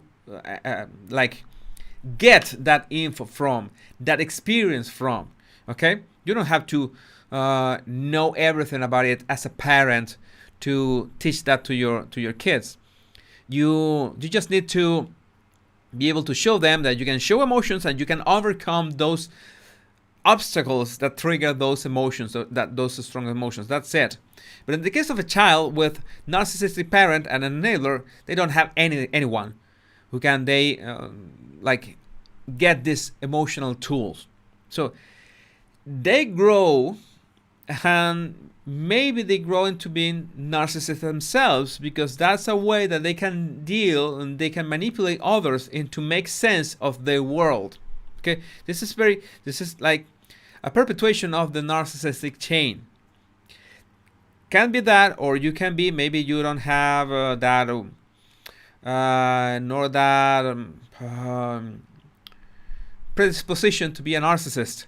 Then you become certain very you have this difficulty dealing with whatever happens around you, because all that you deal with is going to have an emotional response, and if you don't have the emotional tools, you will suffer, and you will not have any idea, the slightest idea, of what does this happening to you and why it's all so difficult to accept and to overcome. And that is the reason why. Okay, I'm sorry, but there is no easy way to identify any of this, because every person's situation is different. If you want to know more about narcissism, I strongly encourage you to visit Dr. Ramani's YouTube channel. She's the absolute master on the topic. There's no way. You can't find. I'm trying to say that she's got one video on every topic related to narcissism and narcissistic family. She's got everything that you need to know. But it's important to know that No, if you had a narcissistic parent, you have to make sure that you don't blame yourself for so many things that you certainly didn't have the emotional tools. And maybe you think that you overcame your family because you got out of your family, but then at work you fall into patterns that you blame yourself for those patterns, and you say that you're trying to do your best, but you always mess up, and you don't know if there's something wrong with you. And maybe there's something wrong with you is that you don't have the emotional tools that you should have developed at home. Okay? It's that easy. And you're trying to make sense of the world without those emotional tools. And you think that you realize that you lived in a toxic household, in a toxic family, and by just going away of that toxic family, you're taking the toxicity away. And that's the problem. Maybe you took the toxicity away. You're beginning to heal, but you still don't have the tools to deal with the world. So you will be crippled in that sense, crippled emotionally. This is the first step, is to realize what is going on with us. And every single one of us has gone through such a transformation, because even in healthy families, you have the problem that there's a generational gap, that no matter how cool your parents were, no matter how great your parents are with you, you still have trouble dealing with your current vision of the world. Okay? That's something that you have to really, nobody can do it for you. Okay? Like nobody can go to the gym for you, but nobody can do this introspection for you. Okay? You can hire a therapist, you can go to a specialist.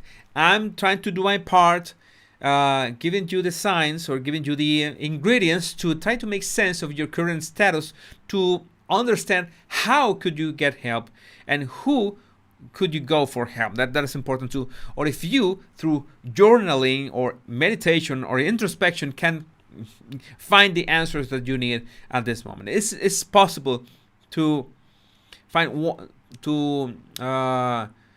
you find the answers yourself, but it's much easier if you go to a specialist. It's always more easier if you go to a specialist. But the problem is that you should be sure, absolutely sure, to go to someone that you can trust. That's most, well, like as in every profession, okay? As in every profession.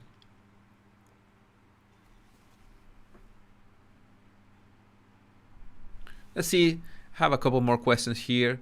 I don't want to go further than 2 hours, but I really enjoy this kind of lives that are absolutely free of total, quite random. I forgot to mention about Thomas Markle YouTube channel, Megan's father, starting a YouTube channel. I think it's a good idea.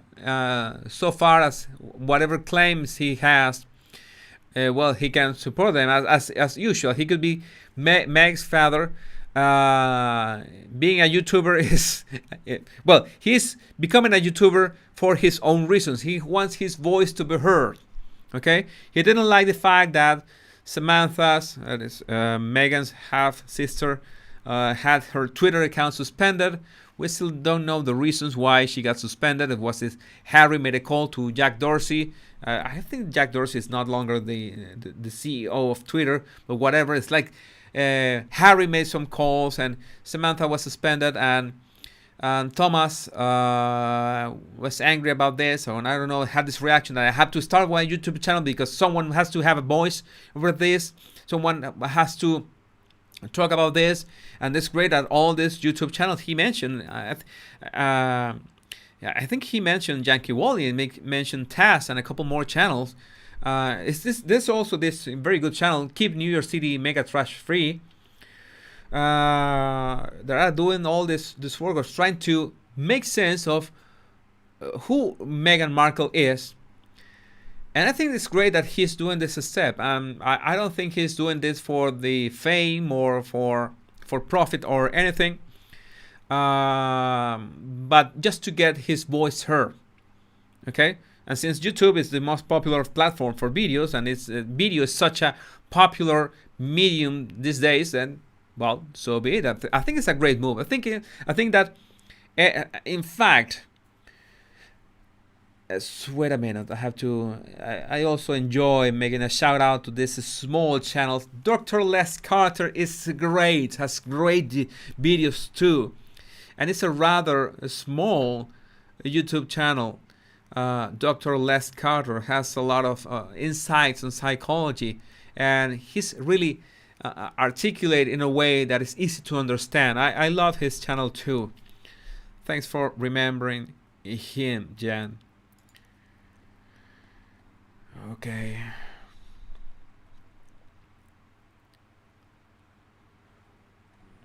So it's great to have a voice. It's important. Megan said that at some point. I have said that a couple times. It's great that women find their own voice, men find their own voice. I think it's relevant that we find our own voice and we find ways to bring that voice and bring that value to the world. And not everyone sometimes has the courage to do that. But that's something that it's in every single one of us. But every single one of us has experiences that can share with the world and share in a way that is positive, for a positive impact. So many people, especially on TikTok, trying to become famous for fame's sake, or trying to become popular, or trying to become viral, and try to not add anything beyond that the same repeated jokes. There are many people doing very constructive things and in languages, in science, in TikTok. That is great. There's so many fluffs, so many empty influencers. That's so wrong. I'm not saying that YouTube doesn't have its fair share of empty-headed vloggers, but well, I think we have a voice, and the voice of every single one of us is worthy of being heard. And I have to remember, I have to, of course, make the obvious statement that at some point in 2009, I didn't have a YouTube channel, I didn't have a blog, I didn't have a Twitter account, I didn't have a Facebook, I didn't have anything. And someone, a good friend, told me that I had to write for the internet. And why should I do that? Because you're so funny. He told me, you're so funny. The way you are a great storyteller. I want to think, how did you I don't know, share all this before all this media? I didn't have anything. I didn't have anything. I just had a web page. I just have some illustrations, and that was it. He told me that you're so good at storytelling. You're a natural storyteller, and you're so funny. You shouldn't write for the internet. I just began writing spontaneously, without any goal, or I began writing about personal experiences. And then I got into Twitter, and of course there was a moment where I had 0 followers, and maybe the next day I have 15 followers. That was the people that I knew, and that was it. Just 15 followers, nobody else. And fast forward 12, 13 years, and it's been grinding just to finding my voice. And my voice, of course, has evolved. And I started doing it in Spanish, and now I'm doing it in English, and started doing it in just text, then recorded videos, then trying to improvise these slides for you, to share with you this place, to try to show you in some way that our voice, yeah, it does matter. Your voice does matter. You have something valuable, special to bring to the world. That is special for every single one of us. You might think that it's not special at all, but it is. Okay? It is. Now, it's no wonder that the name of the game is consistency. And that is the part that nobody wants to know anything about. Nobody wants to be consistent. Nobody wants to go to the gym 3 or 4 times a week consistently. Nobody wants to write a blog consistently. Nobody wants to do YouTube videos consistently, because that means that you have to work hard. Or maybe you have this idea for a video, you work hard for this spectacular idea for a video, but the next week you don't have any ideas, and you have to work 10 times as hard getting the idea out, or finding an idea to make your next video. And that's what makes it hard. But I can tell you there's very few things that are give you as much satisfaction as creating content. Creating something. We are creators. We create. That's what we do. Humans. Every human is a creator. Okay? If you don't create, if you are not creating, you are going against the very energy that is pumping in your heart. Like Megan's heart that goes pump, pump, pump. Yeah, our heart goes pump, pump, pump with an energy that can only be manifested through creation.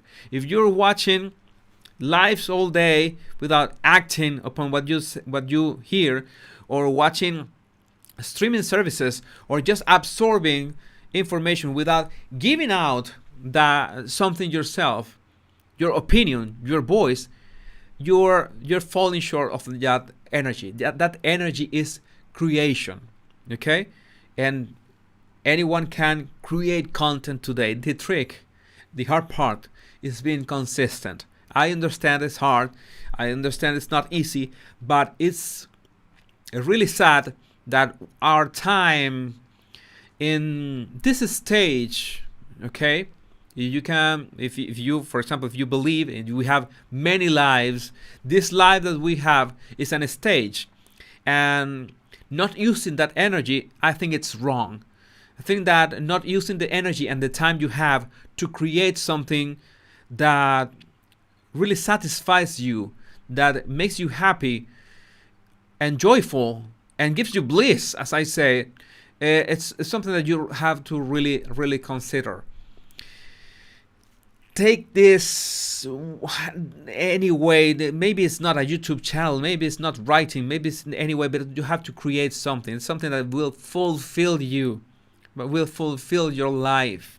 Okay, maybe you create a family. A family is also creation, but at some point, your children will grow up, and you will have to find something else to create. Okay, to keep creating, not more, maybe not more children, but another. Topic or goal that you find for yourself. It's that simple, okay? I don't know what is my purpose in life. Well, help one person. If you don't know how to help one person, then try to create something. Start small. That's it. Start as small as you can. If you don't, it's not like you are going to start at the gym and going to go to the gym 2 hours daily, 7 days a week, because you will be destroyed by day 3. Maybe you will not make it until day 2. If you say, I'm going to begin exercising, but I can only walk 15 minutes a day, then walk 15 minutes a day and do not miss a single day. I can walk only 5 minutes a day because I'm disabled. I can only walk only 5 minutes a day, but never miss one day. Or if it's a weekly schedule, never miss 1 week. If you miss 1 week or you miss 1 day, then lower the requirement, but make sure that you eat daily. It's not the effort.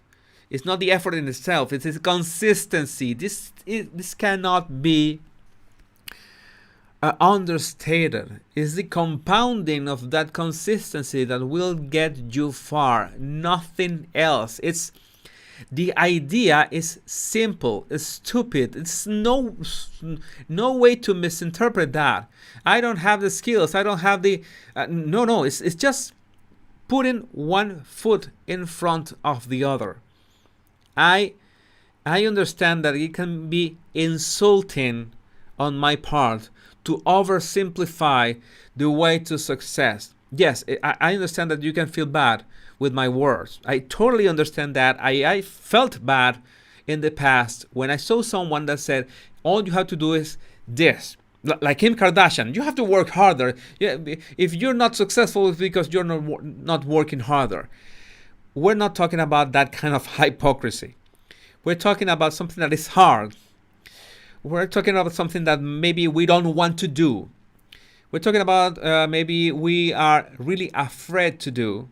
But the only thing that is going to break the ice is picking something and being consistent.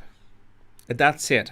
If it becomes too hard, it's because you put the bar too high. Just lower the bar and be consistent until it becomes second nature, until it becomes a habit, and you can raise the difficulty, raise the scope, raise the frequency one step at a time.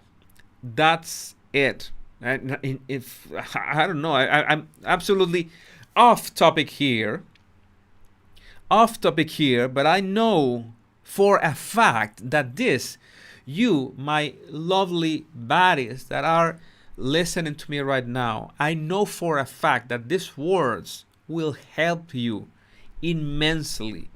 Not because they are my words. They're not my words.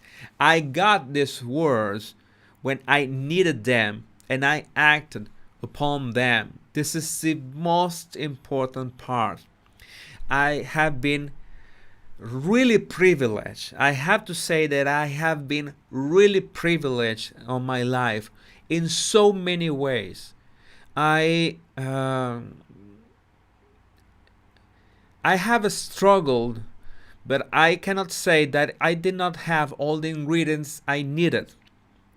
But a struggle was because I was not consistent enough. At the same time, you will have to know when you have to pivot, when you have to change course, because you are the captain of your ship, and sometimes your ship will have to change its course. Okay, but not because it changed its course, it will be standing still in one spot. Yeah, a ship changes course, but keeps going in one direction, in a certain direction. Okay. I know that it's abstract. I know that it's general. I know that these are not my words. These are words that have been said for millennia.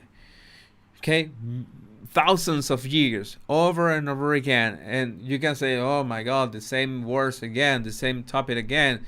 Well, I don't cover this topic that much. I haven't said this. I haven't talked about this that many times, but. Yes, that's it. Sometimes that's what you need to heal yourself and to heal your circumstances and to overcome what you've been through. If what you've been through is incredibly hard or catastrophic or traumatic or more or harder than anyone that you know, ask for help. Ask for help. I told you what you help yourself, offering yourself to other people. But if you think you're at a catastrophic part of your life, or you live in catastrophic conditions, or you have been through catastrophic circumstances, ask for help. Okay? Just start with a friend. Try to look for someone that you can be absolutely candid to and that they don't judge you. Okay, I think that's the best friend that we can get. Somebody that there's a saying, some attribute that to Kurt Cobain, but it's not from Kurt Cobain. It's from a writer that said, a good friend is someone that you can share your whole life with, everything about you, and they are still your friends. No matter what you tell them, they will still be your friend. That's the greatest friend you can find. Okay, it doesn't have to be a therapist. It doesn't have to be. I don't have money for therapy. that's absolutely okay. Not everyone can have money for therapy. That's something that cannot be forced upon you. Okay, maybe you don't have the means. Okay, I don't know anyone that I can be absolutely that I can rely them on. Well, the only thing that I can figure out in that situation is that just write it down. Write it down. Grab pen and paper, a notebook, and journal your feelings, what you have inside. Just get it out yourself. That is the easiest part. All you need is pen and paper, nothing else. Okay? You don't need anyone else. You don't need to spend money. You don't need life coaching. No, nothing. Just sit down and write what goes through your heart, through your mind. Write it down. Okay? Take your time. You don't have to write it fast. You don't have. It's not a race. You are offloading your thoughts and your feeling in a way to make sense of them as you write them. It's important not to do it in a keyboard, but in pencil or pen, and write it consciously with the right pace, so you have time to get them out at the right pace. If you write them like quickly, you then will have trouble recalling or reading your own handwriting afterwards. That happens, okay? It's not worth it.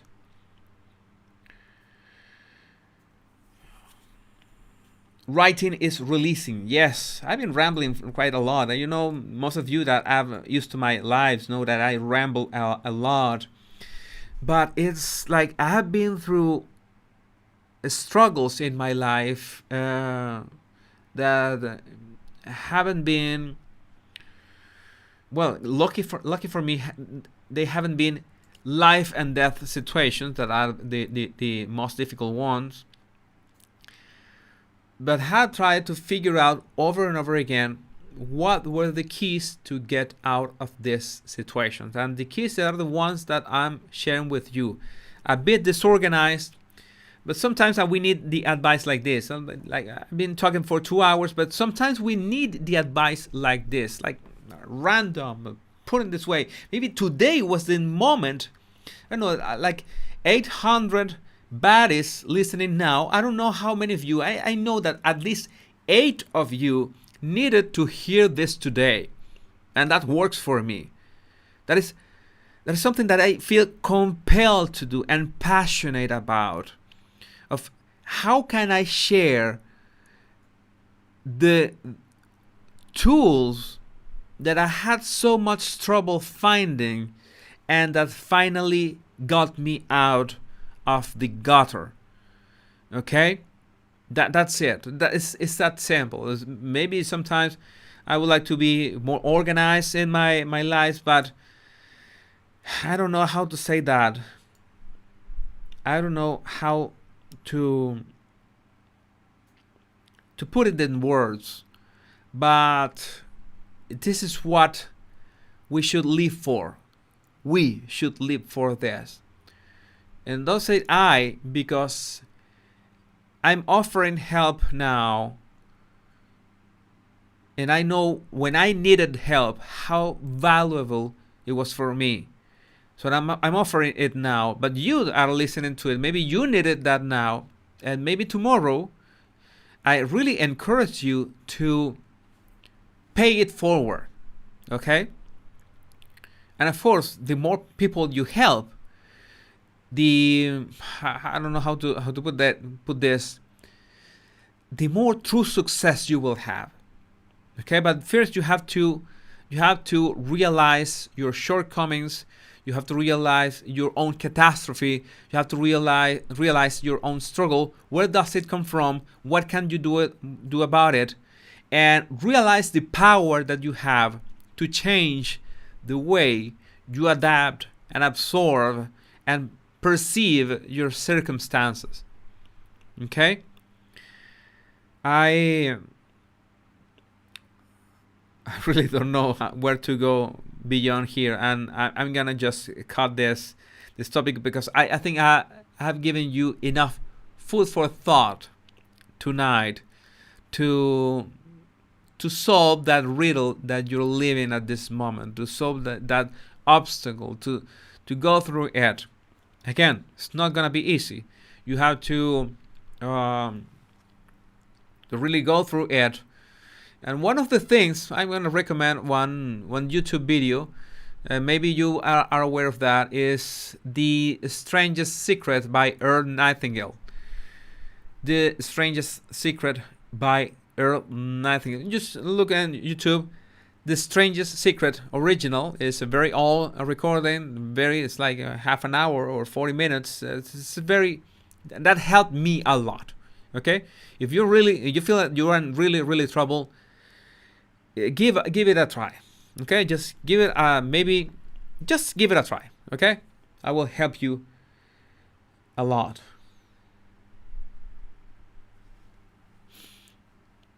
Okay, let's see which other questions we have. I'm sorry if I was rambling a lot. I know that some of you come here. Maybe this is your first live. Are those lives like this? No, not all lives are like this. Maybe.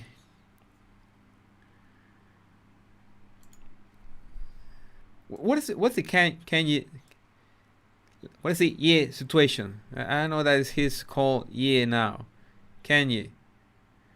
I look forward to listening to you every day. Thank you. I'd like to know your thoughts on the Kenya situation. He's being, well, yes, I think they are referring, I think Sandra is referring to the struggle with Kim and the kids, and now that they are divorced, and she's hanging out with this guy that is, well, I don't want to say what I think about her current boyfriend, but whatever. Maybe I could. Yes, Pete Davidson. That guy is, I don't know, trash. that is I don't know. That is really that's the thing, that the kind of thing that you see. Oh my God, such trash. What was Megan doing again? It's better. Let's go back to Megan. It's something more classy compared to all this stuff. When you mention Pete Davidson, you know that you're going downhill, babe. No, that's bad juju, bad vibes. I don't want that. Next question. We'll love your thoughts about Tom's senior YouTube channel. I already answer that. I think those are honest intentions. Maybe people have thought that maybe Thomas Markle is working, he's a double agent working for Megan. I don't think so. I think the man is legit. He's legit pissed of how Megan just tried to delete him from their lives. So that's why he's started his YouTube channel to have his work out. What he's doing. You see the similarity between her and Jodi Arias. I said that I should do a video about this. I used to do I started a video on Criminal Minds. I think Megan is much more expressive with her face. Okay? Even with the Markle mask. The Markle mask is a recurring joke about those moments when Megan just cannot hide her facial expression. But that I didn't see that with Jodi Arias. With Jodi Arias, I always saw her much more controlled or like detached from the situation. I don't see Megan truly detached. I think Megan is trying to adapt to the situation, and it's in that adaptations that we see her mask slipping. Sometimes you have mentioned the word psychopath. I don't think Megan is a psychopath. Maybe, I don't know if I mentioned, I really doubt if I use that word in any of my videos, but I highly doubt it. I don't think she matches the profile. Maybe a sociopath could be, but still, it had to be. It will have to be. How to say that? A clinical diagnosis. It's different when you see. Well, these are traits that are like this. The case like Anna Delvey. Okay, that is more like a psychopath that has no regard for the emotions of others and never thinks that they are doing the wrong thing. Okay, and you see them so cold and calm and collected, and like they are just laughing at people. I don't know. I haven't seen that kind of attitude in Megan. Megan is a bit more random. Not that. She has lied and she has done all these things, but I don't see her fitting that profile. So I think that's the biggest distinction between her and Jodi Arias.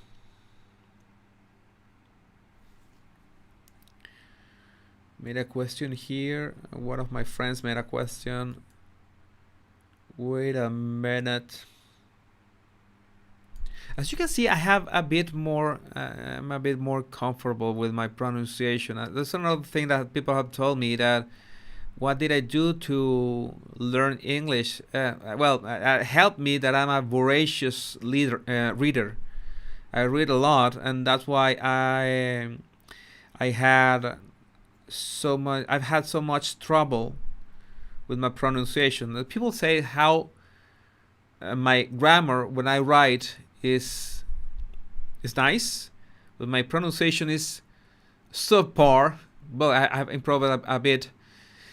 It was just reading over and over again. Something that, and of course, my mistake. That was my mistake.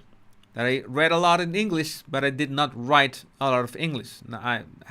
By this point, I have wrote a lot in English that I write.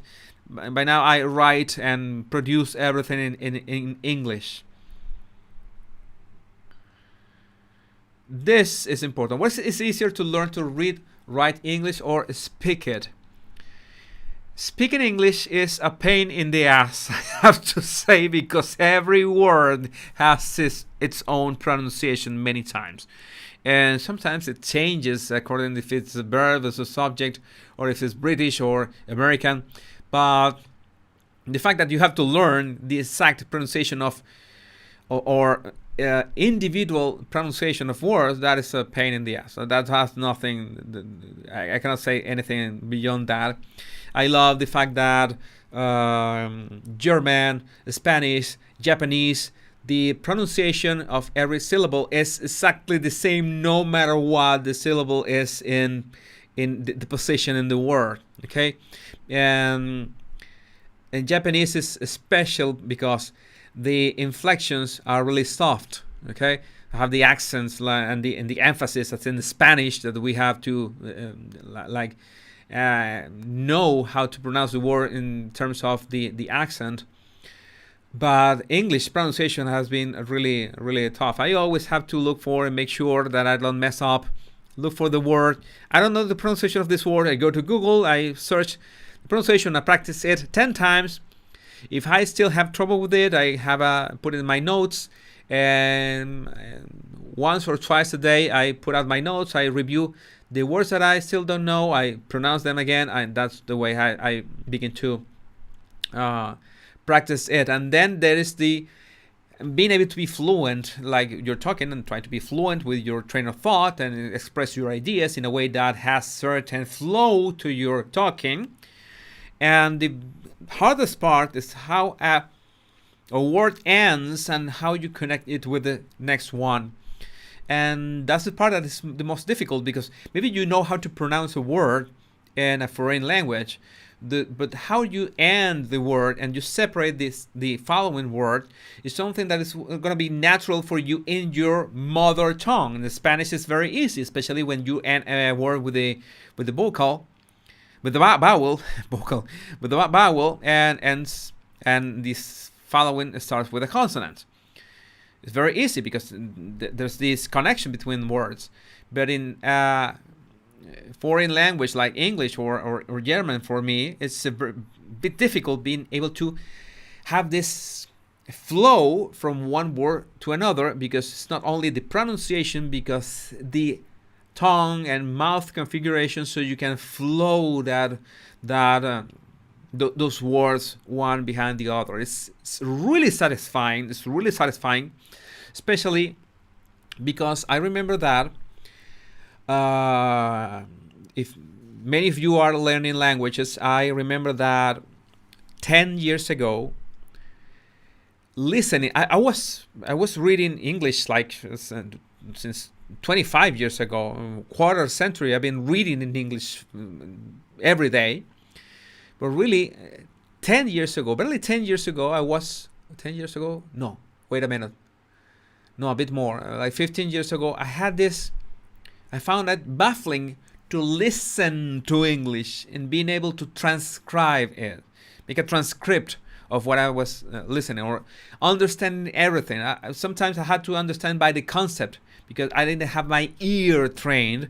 I have never actually lived in a English speaking country, so that's something that I don't think has been a hurdle, but it certainly helps. But it's training yourself, forcing yourself to do it, and if, as I said earlier, if it's too much burden every day or every week, then lower the bar so you can do it daily. So you can do a daily grind. It's important to know and to remember that reading, writing, speaking, and listening are the four areas of a language, and the four areas are processed by different parts of the brain. Right? I process differently. So you can be very good reading. I was very good reading in English, understanding the concept, but was very lousy expressing myself, writing the ideas, like getting the ideas out. I could do them in Spanish, and this is another thing that is kind of funny, because it's not the same when you write in Spanish or in your mother tongue and then try to use a tool to translate and then fix the translation of the automatic tool. Because there's always something lost in translation, like one of my favorite movies. I know that I love that movie. I'm sure that you've seen that movie. Tell me that you have seen it, because it's amazing with Scarlett Johansson and Bill Murray. And Giovanni Ribisi is also in that movie, Lost in Translation. And you're gonna find out when you have a certain degree of proficiency in your second language that the person speaking in your mother tongue and the person speaking in the second language are two different personalities. Something very strange, something that scares you a bit. It's like I write the same essay in Spanish and in English. I fix them to adapt them to my voice. I do a second pass to really be sure that both mean the same, but they have different expression. And when I read my Spanish version and when I read my English version, they basically say the same, but I notice two different personalities speaking. I've studied some linguistics and some in this field, not an specialist by far, not at all. But it's interesting how our language, how mother tongue conditions in a lot of ways how we think, how we act, how we live, how we react to things. It's different when your mother tongue is English or German or Spanish. It's a fact, okay? And I did not realize it myself by experience until I saw, the same writing, Spanish, English. These are two different people. It's fascinating. It's a fascinating topic, and that this is crazy. I like it when Jesus says, "You cannot unsee that." Can you? You cannot unsee that. Yes, I love that when I show you things, you cannot unsee that.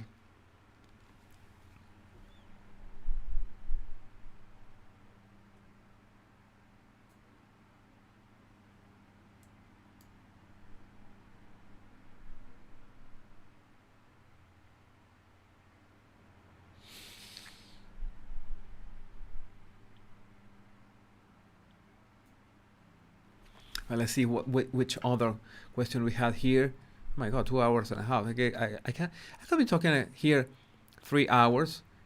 I'm really glad that you're still here. My God, you deserve a medal. I'm really thankful how you listen to me so long. I'm really grateful. I'm really humble. Definitely two different worlds when you express yourself in different languages. Yes, that opens up your understanding of yourself in a way. Yes, thanks for the correction. This is the kind of mistakes I like to be corrected. It's not personalities, it's personas. Like two different personas writing both essays in Spanish or in English. It's a different nuance in the attitude, and yeah, sometimes I think that I would like to be able to say it with words, but it's a feeling that I just can't pinpoint what is the real difference between those two persons. I've tried to learn a third language, but it requires a lot of dedication, and I'm still learning English a lot. So I'm dedicating my time now to being more fluent in English.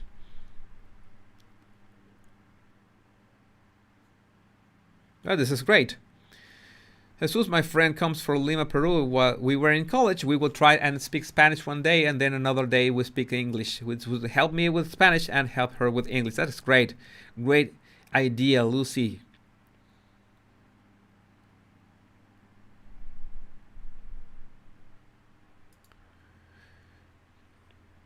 Oh yeah, this movie. Free advertisement. I love Ryan Reynolds. I love that guy. That guy is a real inspiration. I love all his movies. I love his energy. I love his attitude. I love all the things he does. And the Adam Project is a movie on Netflix now. It's been great, a real hit, a real success. I was talking to a friend the other day, but why don't they do movies like this anymore? Like something that is a family adventure, something about family, something refreshing, something that is fun, something that is doesn't too convoluted, too complicated. It's just a family adventure movie. It's was great, very refreshing. The Adam Project. Props to him too, and his prior movie, his Free Guy, was also really good.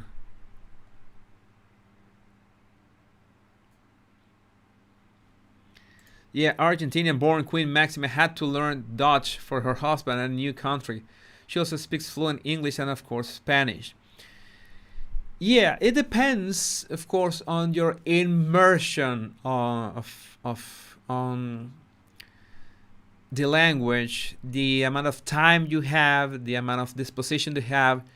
But of course, you have to remember that there's so much training that your mind can have daily. This is important, that beyond certain point, you're just stressing your mind. You cannot learn like the Matrix, like putting your plug in your brain and learning a language in 3 months. That is unrealistic. You can defend yourself, okay, in 3 months, but you want to be able to read a book in that language, write an essay in that language, being able to debate. I think that is the most will be the highest level, being able to debate in a second language. Like, you listen to what people are saying, you organize your ideas, you establish a position, you have this train of thought, and you say it convincingly in real time with body language and anything. I think that will be it. You dominate. You're the master of your second language. With you be able to debate on it. Who else are your favorite actors? Well, I already mentioned Adam Driver and John Malkovich too, and Gary Oldman and Ryan Reynolds. I never miss any movie of them. Which other actor? His acting, I can't remember right now. But I'm sure I will make any movie reference soon.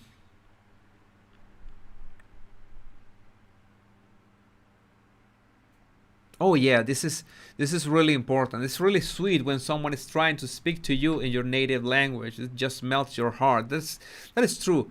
I have all these anecdotes that told me that people in Paris or the French in Paris were I don't know, rude people or something.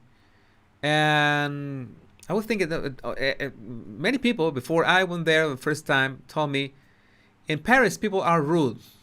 Okay, they are bad manners and anything. Well, whatever. Let's be prepared, right?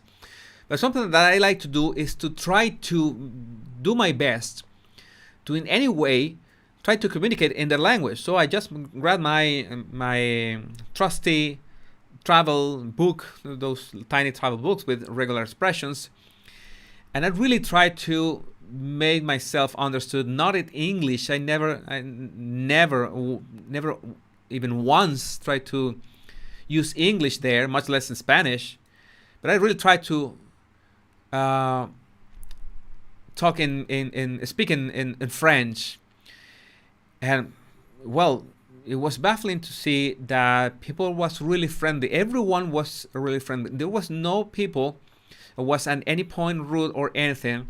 And I think it was just for the fact that they saw that I was trying really hard to talk in their language. That's really, I think that's what makes the difference. So many circumstances that you're trying to that you cannot force a culture to welcome you if you don't put your you don't do your homework first. I think that's a great lesson to get. It's something that I learned. This is great. Just say bonjour and merci.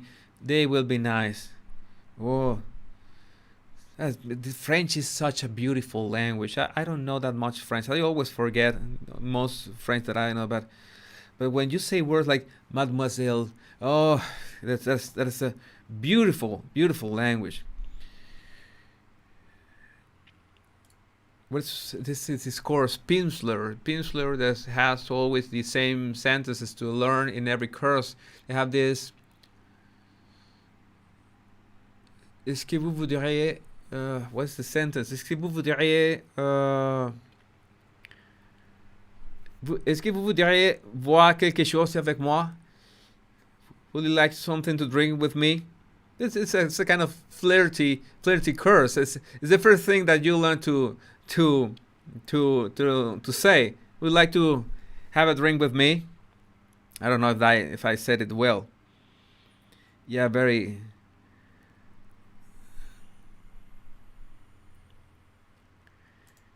Yes, Spanish is more similar to French than English, but in French you have the verbs that are a bit. Well, you just need immersion. You just have to be willing to do it. I'm going to see what's the last question. Why do they believe it is so absurd for them to pay for their own security? To start from a position of expecting to be paid for is so entitled. Well, they just want their international protected person back so they can enjoy for free security worldwide. And what's so interesting this day was, I think it was a couple days ago, that William and Catherine were going on the tour to the Caribbean, and William was seen playing with George at the park like a regular guy, like everyone else. It's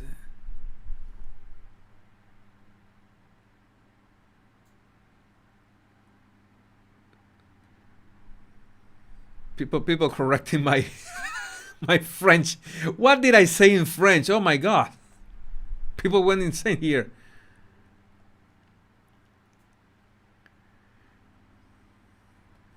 Oh my God.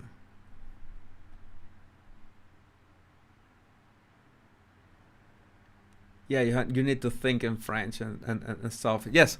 Well, they just have want their that international protected person back. They just it's not paying for it because you can go to the UK and your security, your regular security, will be more than enough, provided you don't go to, as in any city, you're not going to go late at night to dangerous areas. You have to use your common sense too. And common sense is very important. This doesn't matter how good is your insurance if you like extreme sports. Okay, you have to use your head, of course. That is important.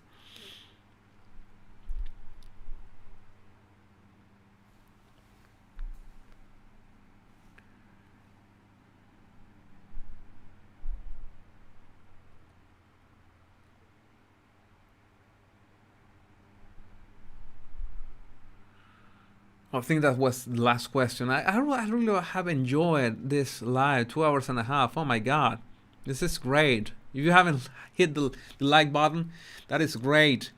It's I feel more comfortable talking to you, having this interaction, practicing my English. This is a great way to practice my English, even if the first time I was sweating.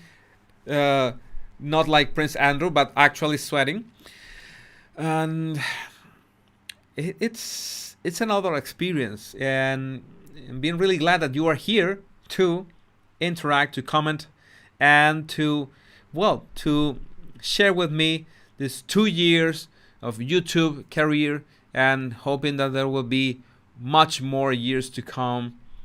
I have no plans on being canceled or anything. I'm trying to do my best to do the right things and the right way. And of course, yes, I have over 1,000 likes. Thanks you all. No, not like Prince Andrew. And remember that if you want to commemorate this anniversary, have new merch on the link in the description: shirts, hoodies, V-neck shirts, mugs, tank tops, and a sticker with your favorite introduction ever. My name is Jesus Enrique Rosas. I'm the body language guy, and I know that how you love this introduction. How has been really fantastic to have nailed this introduction, because you like it so much. We share so much in every video, and we end up having a lot of fun. This is going to be available only for 8 more days. 8 more days, and I will have no longer have this sentence on merch ever, or at least this design. Okay, so you go to the link in the description. You will find a link. You go to my shop and you can find the items there.